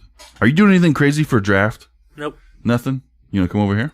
Probably stay home. Yeah? I'll use my computer. I was thinking about cooking something this year. I'm not sure what I'll do. Last year, what did I cook last year? Did I do elote? I thought you did chicken. Chicken? I thought you like barbecue chicken or something. I might have. Maybe it was 2 years ago I did the elote. I don't know. I got to make something different, though. I love cooking. I make it a big deal. I make it a day. I took like 4 days vacation. Oh, really? Yeah, dude. That's like your first time taking vacation, though, besides Vegas, right? I've been saving it up. So I took. I'm off for 4 days. How many do you get a year? I don't know. Mine's all. I accrue it. So that's good. I get a lot. I get a max and I gotta use it by the end of the year. Really? Is it days or hours? It's days. I mean, I think it's hours you could do, but I get 10 days. That's not bad. And every 5 years you get an additional 5 days. Really? So my 5-year anniversary in 3 more years, I'll get 15 days. And then when I work 10 years, I get 20 days, 15, 25 days. So every year you get a vacation day, but you can't use it. It doesn't upgrade till 5 years. Yeah. So. That sucks. Yeah. Yeah, I think I get more than that now because I work basically 40 hours and I get 1 day. Oh yeah. And it just accrues. It accrues in real time. But you get 1 day or 1 hour? Don't you get 1 hour per? No, it's 1 day every pay period. Usually one. What? It's actually more than that. Yeah. That's ridiculous. I get about. Actually, God. I get about a little over an hour every day at work. Isn't that stupid? So you get 1 day and ours updates in real time. I can check it every day. So you get 4 days a month. So you don't. That makes sense. So you get 48 days vacation a year. But a lot of it's used for not just vacation. A lot of it's used for like, hey, I gotta go pick up so you don't kids. have a vacation. So it's no, it's all hours. You can take it however you want. So it's a big bucket of PTO. Pay time. Oh, so it's not okay. So that makes sense then. Yeah, you just accrue it. So you use your sick time. It's all included. It's all one big bucket. Oh, okay, makes sense then. Because you have separate for like sick and stuff like Sick that. time too. and vacation. I don't have paid time off, so. Oh, okay. But by law, if you say you're sick, they can't ask you Yeah. until it's after 3 days. So you just So you can just go sick, get sick, and go to Disneyland. yeah. Did you hear they put up clear guards there, by the way, yesterday? Oh, They Disneyland. spot them. Disneyland. Uh-oh. They were putting up the So dividers. they're gonna open up soon. Then They're starting something, man. I'm thinking probably around. I think Halloween would be the best time to do it because They've already canceled the Halloween stuff, though. I know, but still, like Halloween's a big so- event. Like, That was the main reason we got fucking passes this year. I wanted to go to the oh California yeah, your Adventures. passes. Yeah. Yeah. For was it for? I haven't been to the Halloween one yet at Yeah. all. And I was like, I want to go. Well, I went to the Disneyland, but when they started doing the California Adventures, the Cars one, that's what I want to do. I want to see if the Cars land. I think they open up around Halloween because that'd be the perfect like holiday to open up to, and everything's designed and It's going to be so packed. It's going to be hard to get into. oh, because they make reservations. But The capacity is going to be I limited. think it's only for pass holders though. I think you can. Oh, is it? I think so. Might have a shot then. Or if you had to make a reservation ahead of time, but yeah. Yeah, we've still got like 10 months on our pass. We had just. Well, it stops. So whenever Yeah. the day picks up, that's 10 months. That starts that. So yeah. So you gotta get another year, but you still paying for it. So yeah. Oh, all right, jumping ahead to some sports news. MLB postpones Mets-Yankees series due to positive coronavirus tests. The Mets are the latest MLB team to have games postponed due to COVID. Thursday night's game against the Marlins was postponed hours prior to the first pitch because 2 members of the Mets tested positive for coronavirus, the league announced. The Mets' 3-game weekend series against the Yankees was also postponed, MLB announced Friday. The Mets had a player and a staff member test positive for COVID-19, according to Tim Haley of Newsday. We're Crazy. seeing this quite often, man. Yep. It's kind of scary. What's the overall feel in baseball right now? Like I've been all football this last week. I haven't It's paid pretty attention, good. The season's already like almost halfway over. So and it seems like this isn't bad with the amount of players you've got on the team and with all that's going on. We know MLB's kind of struggled the most with getting it together. Even though I'm seeing this kind of stuff a lot, how does this affect the games? Because like if they just postpone it, is it just at the end of the season now, or what are they doing? yeah, so they've got to postpone it. They'll play double headers, and then double headers now for MLB instead of 2 9-inning games, it's 2 7-inning games. Whoa. Yeah, to speed it up. And so for the COVID, I think the latest team before the Mets, it was the Reds, and I believe they had to play like on a they're supposed to play on a Saturday, but they got tested, so they couldn't play Saturday, they couldn't play Sunday. They had an off day Monday. They couldn't play Tuesday, so they played Wednesday against a different team. So yeah, so there's like 4 or 5 days they can't play. Yeah, it says here if the Mets are allowed to resume their season by Tuesday, New York and Miami could make up their game in a doubleheader. Yeah. The Mets are also scheduled to play the Yankees again later in August, which could also feature doubleheaders to make up postponed games. So it makes sense. It sounds like they haven't got it under control, but they're at least keeping the status quo. They're keeping it moving. It was the Marlins, the Cardinals, Reds. It's one of like 4 teams that have had. But the Marlins were the one that had the big. Yeah. But I'm wondering though, for like playoffs, they're gonna have to keep everyone in a bubble for playoffs because you can't afford to. Fuck yeah, to lose some guys Yeah. like that? Yeah, I would assume that's the plan. I would hope so. Fuck, man. All right, let's jump ahead. Longtime Reds announcer caught using homophobic slur Yeah. on the air. Ouch. Tom Brenneman, longtime play-by-play man for the Cincinnati Reds, was suspended indefinitely, but we've heard he's been fired recently, so he's fired now. And acknowledged his career might be over after a video showed him using a homophobic slur on a hot mic earlier in the day. The 56-year-old Brenneman was pulled from the broadcast booth by the Reds after he said one of the... I don't even know how to refer to this. I just you guys go look up yourself. But he said, Yeah, it's one of the blank F. capitals of the world. I'm going to play the video, which is bleeped out, but you might get the idea of what he was talking about. And starts with the letter F. and he was talking about what? What city? I don't know. Okay. I wonder who the Reds were playing. Because when did this come out? This came out August 19th is the day this article is, so we're going to last go ahead week. and play the video.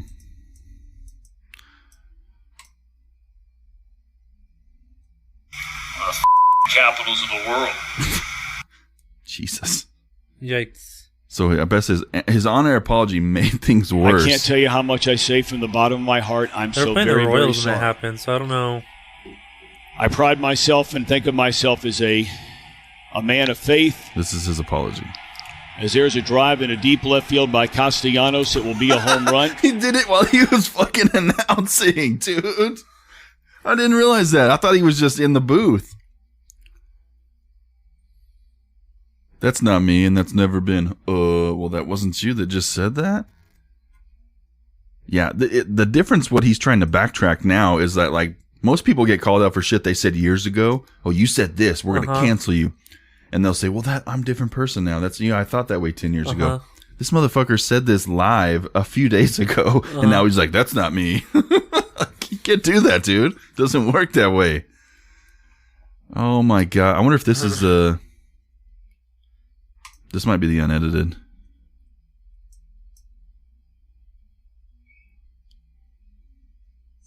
The fag capitals of the world. Yep. We got it. Now you know what he said. Reds Live, the pregame show. I don't know what Rick. city he's talking about or what. Because they're playing the Royals, though. Surely he's not talking about Kansas City. I don't know. Strange. Either way, he is fired. So don't say that at work. I've been saving this next video. Have you seen it? No. Is it nasty? Yeah. MLB's Jose Alvarez takes a 105-mile-per-hour line drive to the groin. Carted off the field. This is going to hurt, man. 2 for 4 as a pinch hitter. That one right off Alvarez. He's still able made to the play. recover, stumbles to the ground. makes the Holy play, and shit. he's in. I'm going to have to watch this a few times. You heard him say, I think he busted a nut. as the ball hit his off nuts him. probably exploded. Did they dude. slow He it was down? able to finish I don't the know, play but- off. Dude, he got it hard. But that is not something. But, like, kudos. He fucking crawled over there, got the ball, and made sure he threw him out at first. Sure was. No runs, a hit, 1 man left. Hopefully Alvarez is okay. Oh, my God, Gurriel here's a taking a slow-mo. look as he walks by. This is the play. Dude, if it got it, it got, Maybe like, just off the the tip, I bet. too. I think he got his balls and everything. But I bet you, like, adrenaline, he's like, I got to make the play. And then right when he made it, it hit him. It takes a couple seconds. It does take a few He's like, seconds I'm good, to I'm good. kick And he's in, like, man. They don't wear cups anymore, do they? no, where's cups? Why? I never woke up in high school. You didn't? No. Oh, But I fuck. caught, but let me tell you a story. You were the catcher and you didn't wear a fucking cup? Yeah. So it was practice one day, and they were doing bunting drills, and I was catching, Yeah. and the batter missed the bunt, and right to my nuts, like 80-some miles an hour. That's my And fucking nightmare. I was out the whole entire practice, like on the side. Dude, it was so bad. They had to drag me off the field because You couldn't even fucking stand. Yeah. Oh, that's video I want to see. I was like, just drag me off, drag me off. You're brave, man. I was a pitcher. I pitched, and Troy was actually my catcher when we haven't played since in years. And fuck, dude, believe it or not, Troy was a really good catcher. He was really good at baseball. He was just so fucking mouthy. Really? Oh, it was great to have him on your team because Did you ever get ejected? not that I remember, but we would try to get him to say shit to the batters and stuff all the time, like the Ham from the Sandlot. Oh yeah, we'd say shit. He'd have him do all. He was fucking mouthy, man. He was mouthy off the field too. That's the point, though. Like, he was a crazy fucking kid to be around. Yeah, he had to get carted off, this guy. So like, it must have been bad. It looked I don't know bad. if he ruptured a testicle. Something must have happened because That was horrible, dude. This is a funny story I read about this week. It wasn't going to make the news originally until I read the follow-up on this. So, how this all started was this lady, let me read you the headline. Instagram model who claims she hooked up with 7 Phoenix players gets disowned by her Mormon parents and fired from her job. So, this video comes out. My birthday's Memorial Day weekend. it's a Memorial Day. On my Pause birthday, it. I seen them all at Dre's, like this one. They're in Vegas. That's the on other thing is Day. Memorial. So was this like last year? I don't know. It might have been because it's a story. Well, Because Memorial Day is what, June? No, when's Memorial Day? fuck, I don't know, man. I wish it's on May, right? It might be May. Yeah, May 25th. They weren't playing though, and they were in Vegas, so it had to be. Well, the Summer League. Yeah, but where they we're quarantined. There was no summer league. I thought they played. No, they didn't. They weren't playing. I don't think. I don't know. It might have been last year then. But anyways, she Yeah, was 'cause telling. they stopped playing since March, so it had to be last year. Oh yeah, you are right. There wasn't. It had to be last Unless year. y'all went to Vegas and broke. She's so shy. It's so cute. I know, baby. So she's on this podcast and lets this story come I don't out. know, I was getting fucked in a hotel room. They all pulled up. Yeah. And I sucked their Put the dick. mic down. The whole team. 7. 7 basketball players in a row? How was that? I was fucked up. I didn't fuck any of them though. She said, What happened to the nuts? Swallowed. All of them. Yeah. And nothing happened? You didn't have like a weird reaction? In your stomach? No, passed "That out. sounds so fun." You're Pass out almost sounds- making it kinda sounds like like you were rape, too don't fucked up they? to A be little sucking bit. 7 dicks. And also, you were getting No. fucked by somebody else right before this? Yeah, they walked in mid. How do you walk fuck in? How did they from the walk back. in? Where were you? In the hotel room. So I was fucking like someone that works with the team, and I know that team because I've hooked up with them before. The whole But they all team? pulled up. No, not the whole team. Like Okay. a few of them. They all just pulled up. They knew I was in there, and they were like, "Let's get lit." And they were just sitting around the bed, and they just rotated. Wow. Yeah. That's tight. Yo, they all love you. So you don't look Told back. you. Do you look back at this as a positive memory? Yeah, I don't care. It was lit. Jesus. Yeah, but now she's like making like So tens of $1,000s a month on like the fan only. But she she's- went like crazy on Instagram and started getting all these followers after this came out. And at the time, she wasn't letting anybody know what team it was. It turned out to be the Phoenix Suns.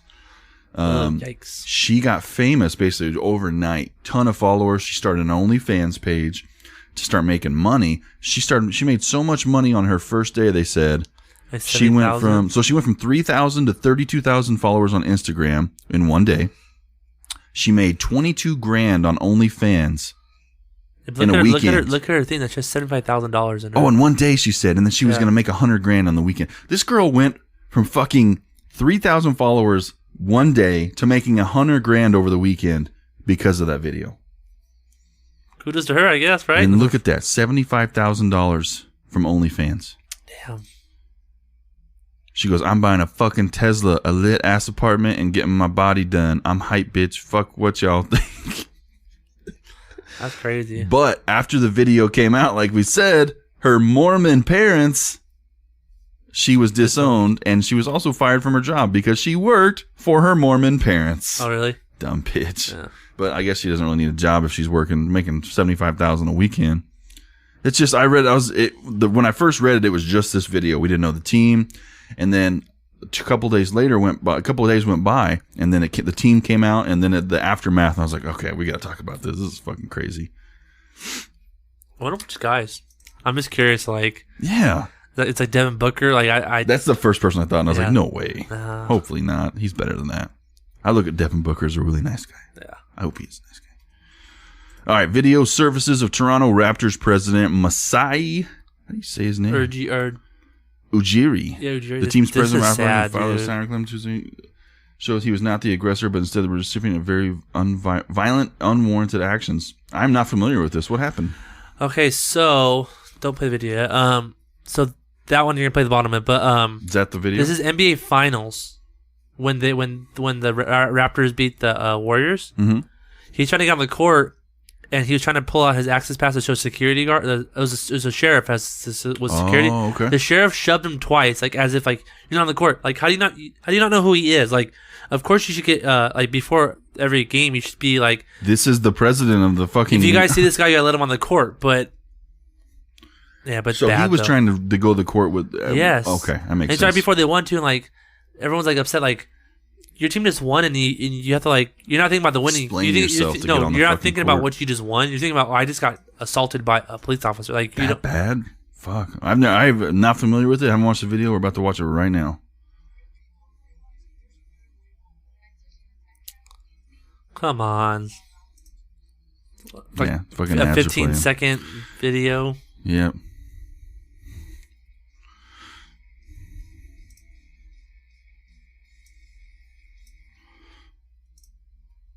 Oh, now it's playing. Oh, yeah, so he's walking right there. I'm gonna start over. All right, so he is. He is walking right So here. the court's this way. Yes. He's pulling out his access pass. Look at it. Whoa! What the? Oh, he's the fuck? president of Toronto. What are you doing? He's the president of the city of Toronto. Is that what it is? No, of the team. Of the team. Yeah. He's the guy. He's the president of Toronto. Look at him. He's walking over. Oh man, this is gonna be a better view. Look, he's gonna show him. It looks like the cop kind of got his fucking butt hurt because the guy walked up, didn't even look at him. He was going to just walk by him. Well, he pushed him back. Like, you don't push me. It looked like the cop got a little butt hurt because the pushed guy him twice. He's like, you're not gonna. That's fucking ridiculous, man. You're exactly right. I'm for sure that cop, he's gonna lose his job, guaranteed. You don't. Oh, if he hasn't already. You just pushed the fucking president of the team you can clearly after see, they won the finals. You can clearly see he's pulling out his pass. Yeah, like you could see it from his fucking chest video that he had something on the lanyard. At least say, hey, what is that? Don't just walk past me. Fuck, dude. So this is a statement from their president right here. Let me read this. Thank you to everybody who has expressed disappointment and concern regarding the video that was recently released. My family and I are deeply grateful for your care and consideration. The video sadly demonstrates how horribly I was treated by a law enforcement officer last year in the midst of my team, the Toronto Raptors, winning its first world championship. It was an exhilarating moment of achievement for our organization, our players, and our city, our country, and me personally, given my long-tenured professional journey in the NBA.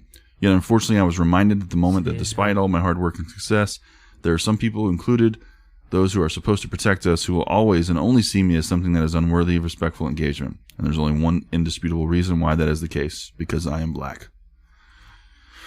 It's crazy. Oh, shit. A lot of owners came out and they apologized to him, like, oh, we're sorry you had to feel that way. Like, yeah, it's kind of fucked up. Yeah, man. it's crazy though, huh? I'm hoping that like I had heard about it, but I never. I never heard about it till now. I didn't even know what happened.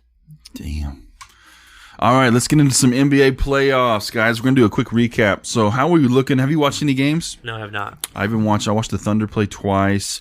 Watched a little bit of the Lakers. So basically, how we're looking right now is the Lakers are setting 2-1 on Portland. OKC won their first game last night against the Rockets. They've looked kind of shitty. The Houston's been playing really well. Really? My thought was from the get-go was I want Russell Westbrook to play because they play worse with Russell Westbrook. Yeah. And he hasn't played. And frankly, the biggest reason we won last night is James Harden fouled out in overtime. Oh. And as soon as he was out, we went on a run. Denver is down on the Jazz. We both called that one right now, 2-1. The Clippers in Dallas is playing right now.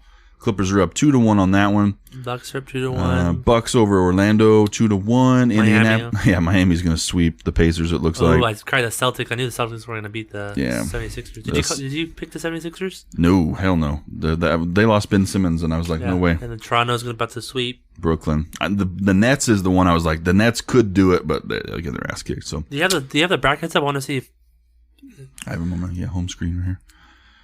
of what we picked. Oh, you want the ones we picked? Yeah.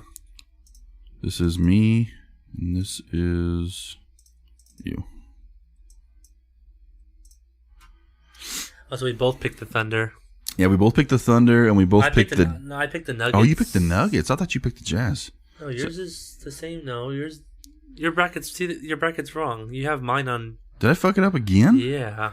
God, what the fuck? No, I know I picked the Jazz. You were probably a little buzzed on that one. I might have been. Okay, well. No, actually, I did it before work the other day, so I was totally sober. I was probably still asleep. That's weird. Okay, well, I think our picks are almost spot on. I think the only one I had wrong is my Nuggets are down by 1, and then OKC's down by 1. That's my only 2 wrong ones right now. I mean, so far in the OKC one, they haven't looked good, man. They got to get something going. Just hasn't been the best. They haven't looked that good. But we continue on. The only one that's clinched the semifinal spot so far is the Celtics. They get rest too. Hold on, because say if both the Celtics and Toronto both sweep, right? They still got to wait for everyone to complete the playoffs because you can't. So they'll still have plenty of rest. Yeah, they got time. They gotta take over and let everybody else finish up so they can keep moving on. Let me move this stuff forward real quick. What about the NHL? Yeah, NHL. The first round's complete. So they're fully done. Yeah, the first round is, yeah. So you want to bring up the let me standings? pull up theirs real quick. So Vegas Knights over the Blackhawks 4-1. So I was right with Vegas. I was right with the Canucks, I believe. No, I think the Blues were going to win. Yeah, there's some shockers. So I thought Lightning were going to lose, but Lightning ended up beating the Blue Jackets. And then the freaking Islanders beat the Capitals, which is Ovechkin's crazy. And then you're right with the Bruins. The Bruins ended up beating the I saw that. Hurricanes. So now we have Lightning versus the Bruins, the Islanders versus the the Flyers. You got the Canucks versus the Vegas Golden Knights, and you got the Avalanche versus the Stars. So it's good because I like how it looks because you haven't seen a lot of these teams in the finals ever in a long time. So you're going to see like a new winner. A lot of these series besides too. besides the Bruins, but and then like a lot of these teams you haven't seen them win forever. So it's kind of good to see a change. If you look too, a lot of these first round, man, they weren't close. 4-1, 4-1, 4-2. A lot of 4-1s. Yeah. So I mean, hopefully we get some better competitiveness in this second round. But yeah, I'm still banking on my Knights. You had the Avalanche, right? I want Avalanche to win. Yeah. Speaking of Vegas, did I tell you we booked? For when? Yeah, September. So you got family flying in from Tennessee. They've never been. Or are they just flying to? Are they flying to Vegas and you're just gonna drive home? They're gonna fly here, and then the minute they land, we're gonna go straight to Vegas. Oh damn! Basically, pick them up and take them for 2 nights. So staying at the Aria. Cool. Never stayed there. Was it cheap? It's free for me. I get it through the game. You got it free? Fuck yeah, dude. 2 free nights. Bunch of free nights.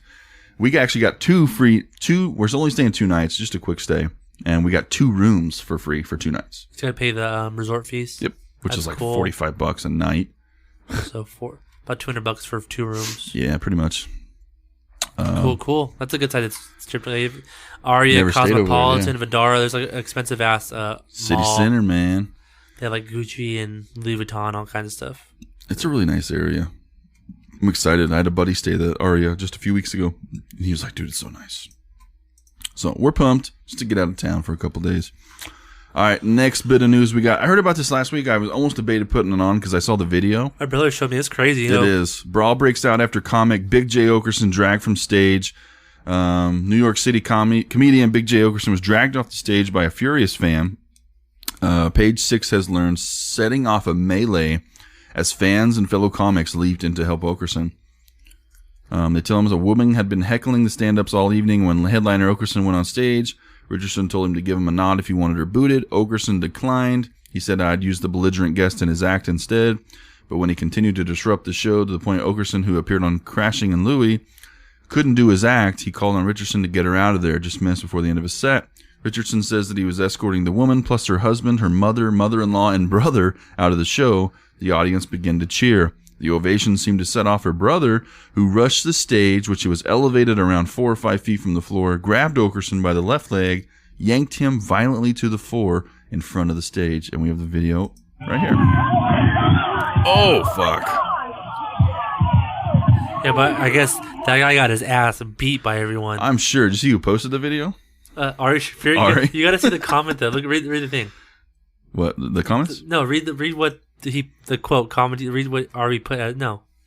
Oh, comedy is dangerous again. I've been telling you guys for years. And then he put where the location was at in the streets. Yeah, I just fucking noticed that. Dude, he's such a dork. Yeah, but Louis J. Gomez was behind him. There's another comedian behind him, and I think the comedian actually beat the shit or beat up the guy. I heard he got roughed up pretty bad. Like, even the people in the fans were like being like, "You don't do that." And the cops didn't even respond to the calls immediately. They were about 30 miles northwest of Philly. What? Yeah, so the cops in Royersford, where it took place, didn't even respond immediately to their calls. Shit.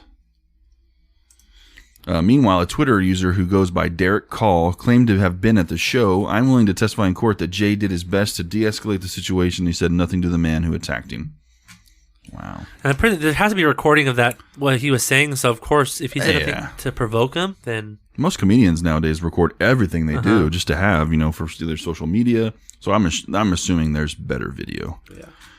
All right, getting off to our crazy fucking what the fuck news. More Kanye West. Kanye West is this year's Antonio Brown so far.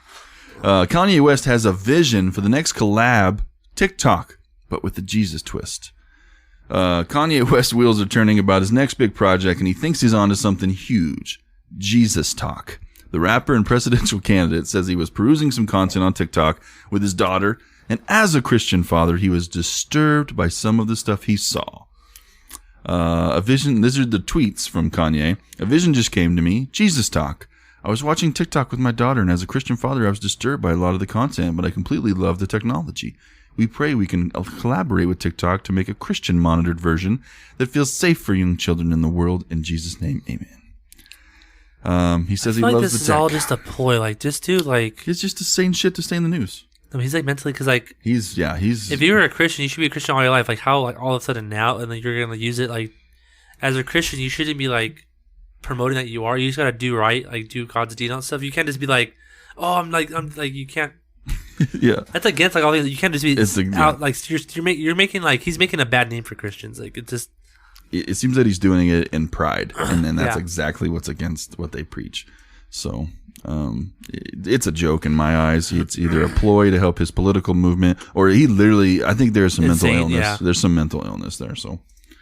I think there was one more. Kanye West. Oh yeah, what the fuck is this news piece? Kanye West and Steve Harvey visit Chick-fil-A. of the company owners. Oh, with the company owners. Yeah, So Kanye West stopped by Chick-fil-A today and sung the track "Closed on Sunday" with yeah. his But it's staff. funny is the staff had no idea the lyrics, and like he's like, God, watch He it. was expecting them to sing Yeah. along. Oh shit! Let's watch the video. Okay. Oh yeah. When I say close on Sunday, y'all have to scream. You're my Chick-fil-A. Y'all gonna have to scream with me. I ain't gonna be the only one singing. Let's do it. Let's do it. Wait, somebody gotta get this on my phone too. All right. Okay. He's actually smiling though. There you go. Watch. He's the only one not wearing a mask. Yeah. Closed on Sunday. Closed on Sunday. Chick-fil-A. He's like, Number one. With the living number one. Hey, thanks, right? What the fuck is going on? So they were. And this is him giving. Above the heavenly host, praise Father, Son, and Holy Ghost. Oh my god, man! Praising the Lord in a Chick-fil-A in Georgia. and Steve Harvey and Kanye were eating. So they were just meeting with. What were they meeting for? I don't know. They were meeting with the owners. I don't know. Maybe they're investing in Chick-fil-A. Who knows? I mean, there's. I have some friends that own a Chick-fil-A, dude, and that's literally all the work they do. Like, it makes so much money. Your friends, they own Chick-fil-A. Like They have this franchise. so they're they a franchise. they both are managers for the. The ownership. I think they have one.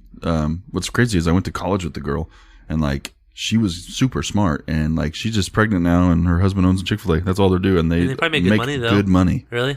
Well, do you remember there was an athletic, there was a coach. I want to say it was somebody from the Falcons or Georgia. It was somewhere in there, but left their coaching job as like an assistant head coach to go run Chick-fil-A's. I can't remember who it is. I'll have to look it up. If anybody remembers, let me know. But they legit left college football or professional, one of the two, really well-paying job to run Chick-fil-A's. And they're making more money. They could be investing in it. All right, the last Now little... this one I don't get. You can explain it. I'm I haven't watched the video. I've been saving it. So this is brought to us by Friendly. Friendly told me about it the other day. Said a couple was caught having sex during a Brazilian council's Zoom meeting.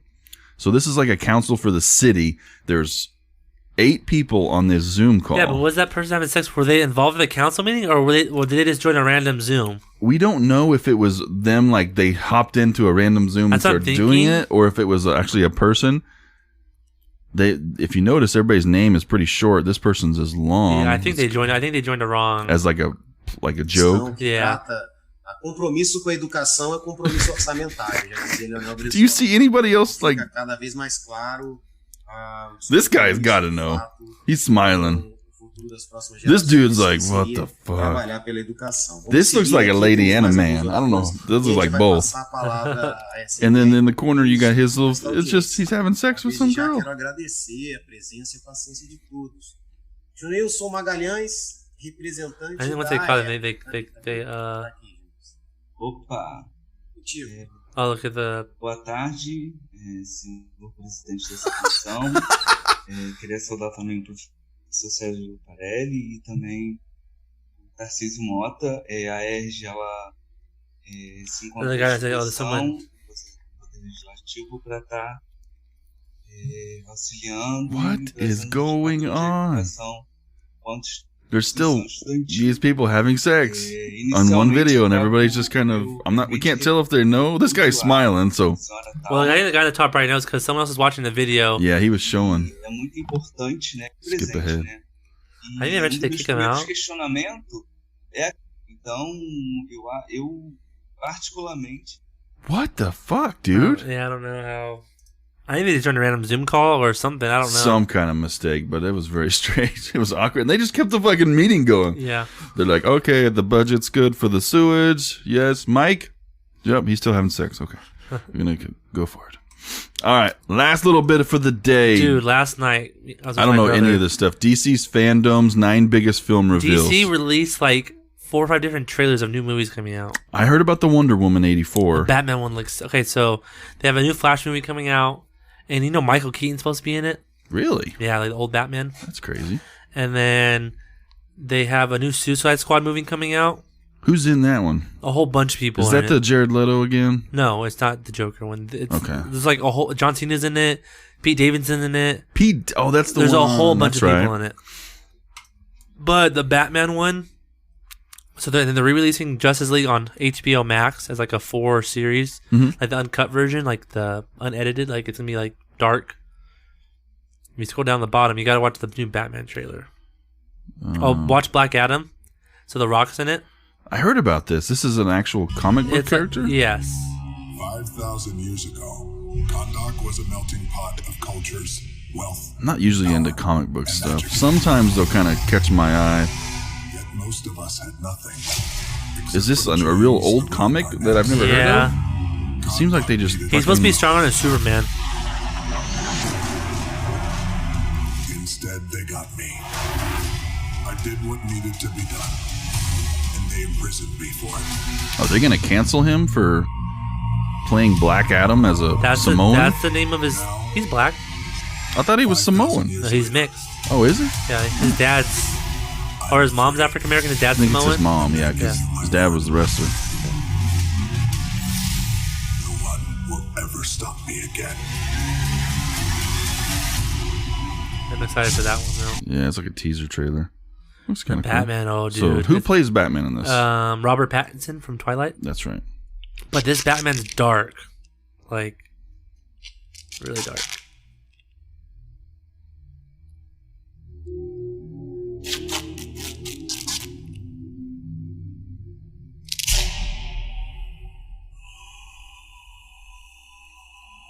This is No More Lives. From your secret friend. And that's Detective Gordon. I love that guy. He's a good actor. He's good in Westworld. I gotta watch that sometime. I haven't watched it. Westworld? I just remember him from a few like smaller roles. He was in Hunger Games. He was good in Hunger Games, yeah. Let's play a game. So that's Riddler's in it. Oh, it's the Riddler. Who plays Riddler? The guy from...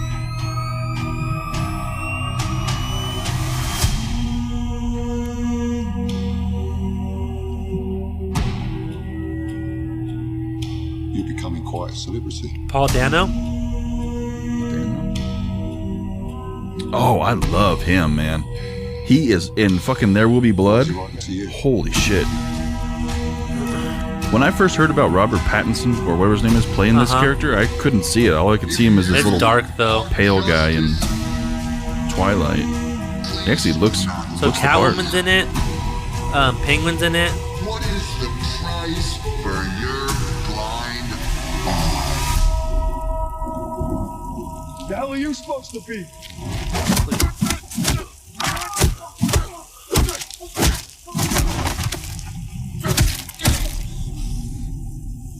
I'm vengeance.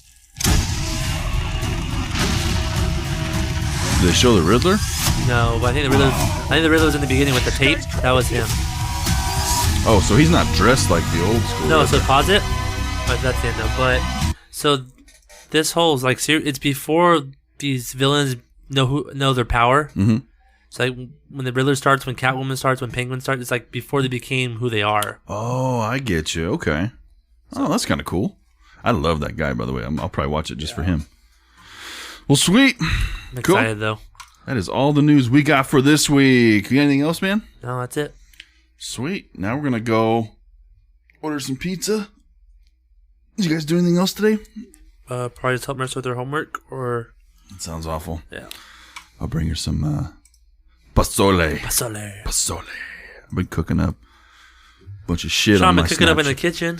Chefing it up. They call me Chef Chun at work. Chef John. Oh, Chon. Because every time I go to the taco stand in LA, dude, I'm like Sean, and then they write my name on the ticket, and it's CHON. Chon. So I'm Chef Chon.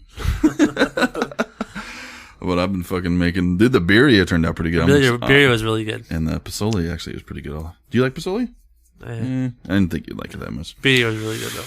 But all right, guys, we're in a full fantasy swing. Make sure you check us out on social media, Instagram, Facebook, YouTube. Like and subscribe, all that good stuff. We'll have Yelling from the Kitchen coming back in a few weeks. We'll get it together. But we're going to get kind of fantasy set up, underway, get all locked in that going first. Hit us up on Instagram. Let us know if you need the fantasy help, any kind of stuff. I know drafts are starting up right now. If you need any kind of help, let us know the situation, the scoring, and we'll get back with you with a personalized response, give you some help, and that's what we like to do. But we're in fantasy mode now, so we're gonna have a big focus on fantasy football going for a while now. We're still gonna talk other sports and other good stuff, so that's all I got. Appreciate you guys listening. We couldn't do that with everybody that does listen. Make sure you please tell your friends, keep spreading the word, get more listeners each week. We're on Spotify, Apple Podcasts, Google Podcasts, all major platforms. Just make sure you please subscribe. And yeah, that's pretty much it. It's time to go enjoy Sunday, man. Sunday fun day. All right, guys. Thanks for hanging out with us. This is Sean. Zach. And enjoy your week. Happy birthday, Kobe. Happy birthday, Mama. Ooh.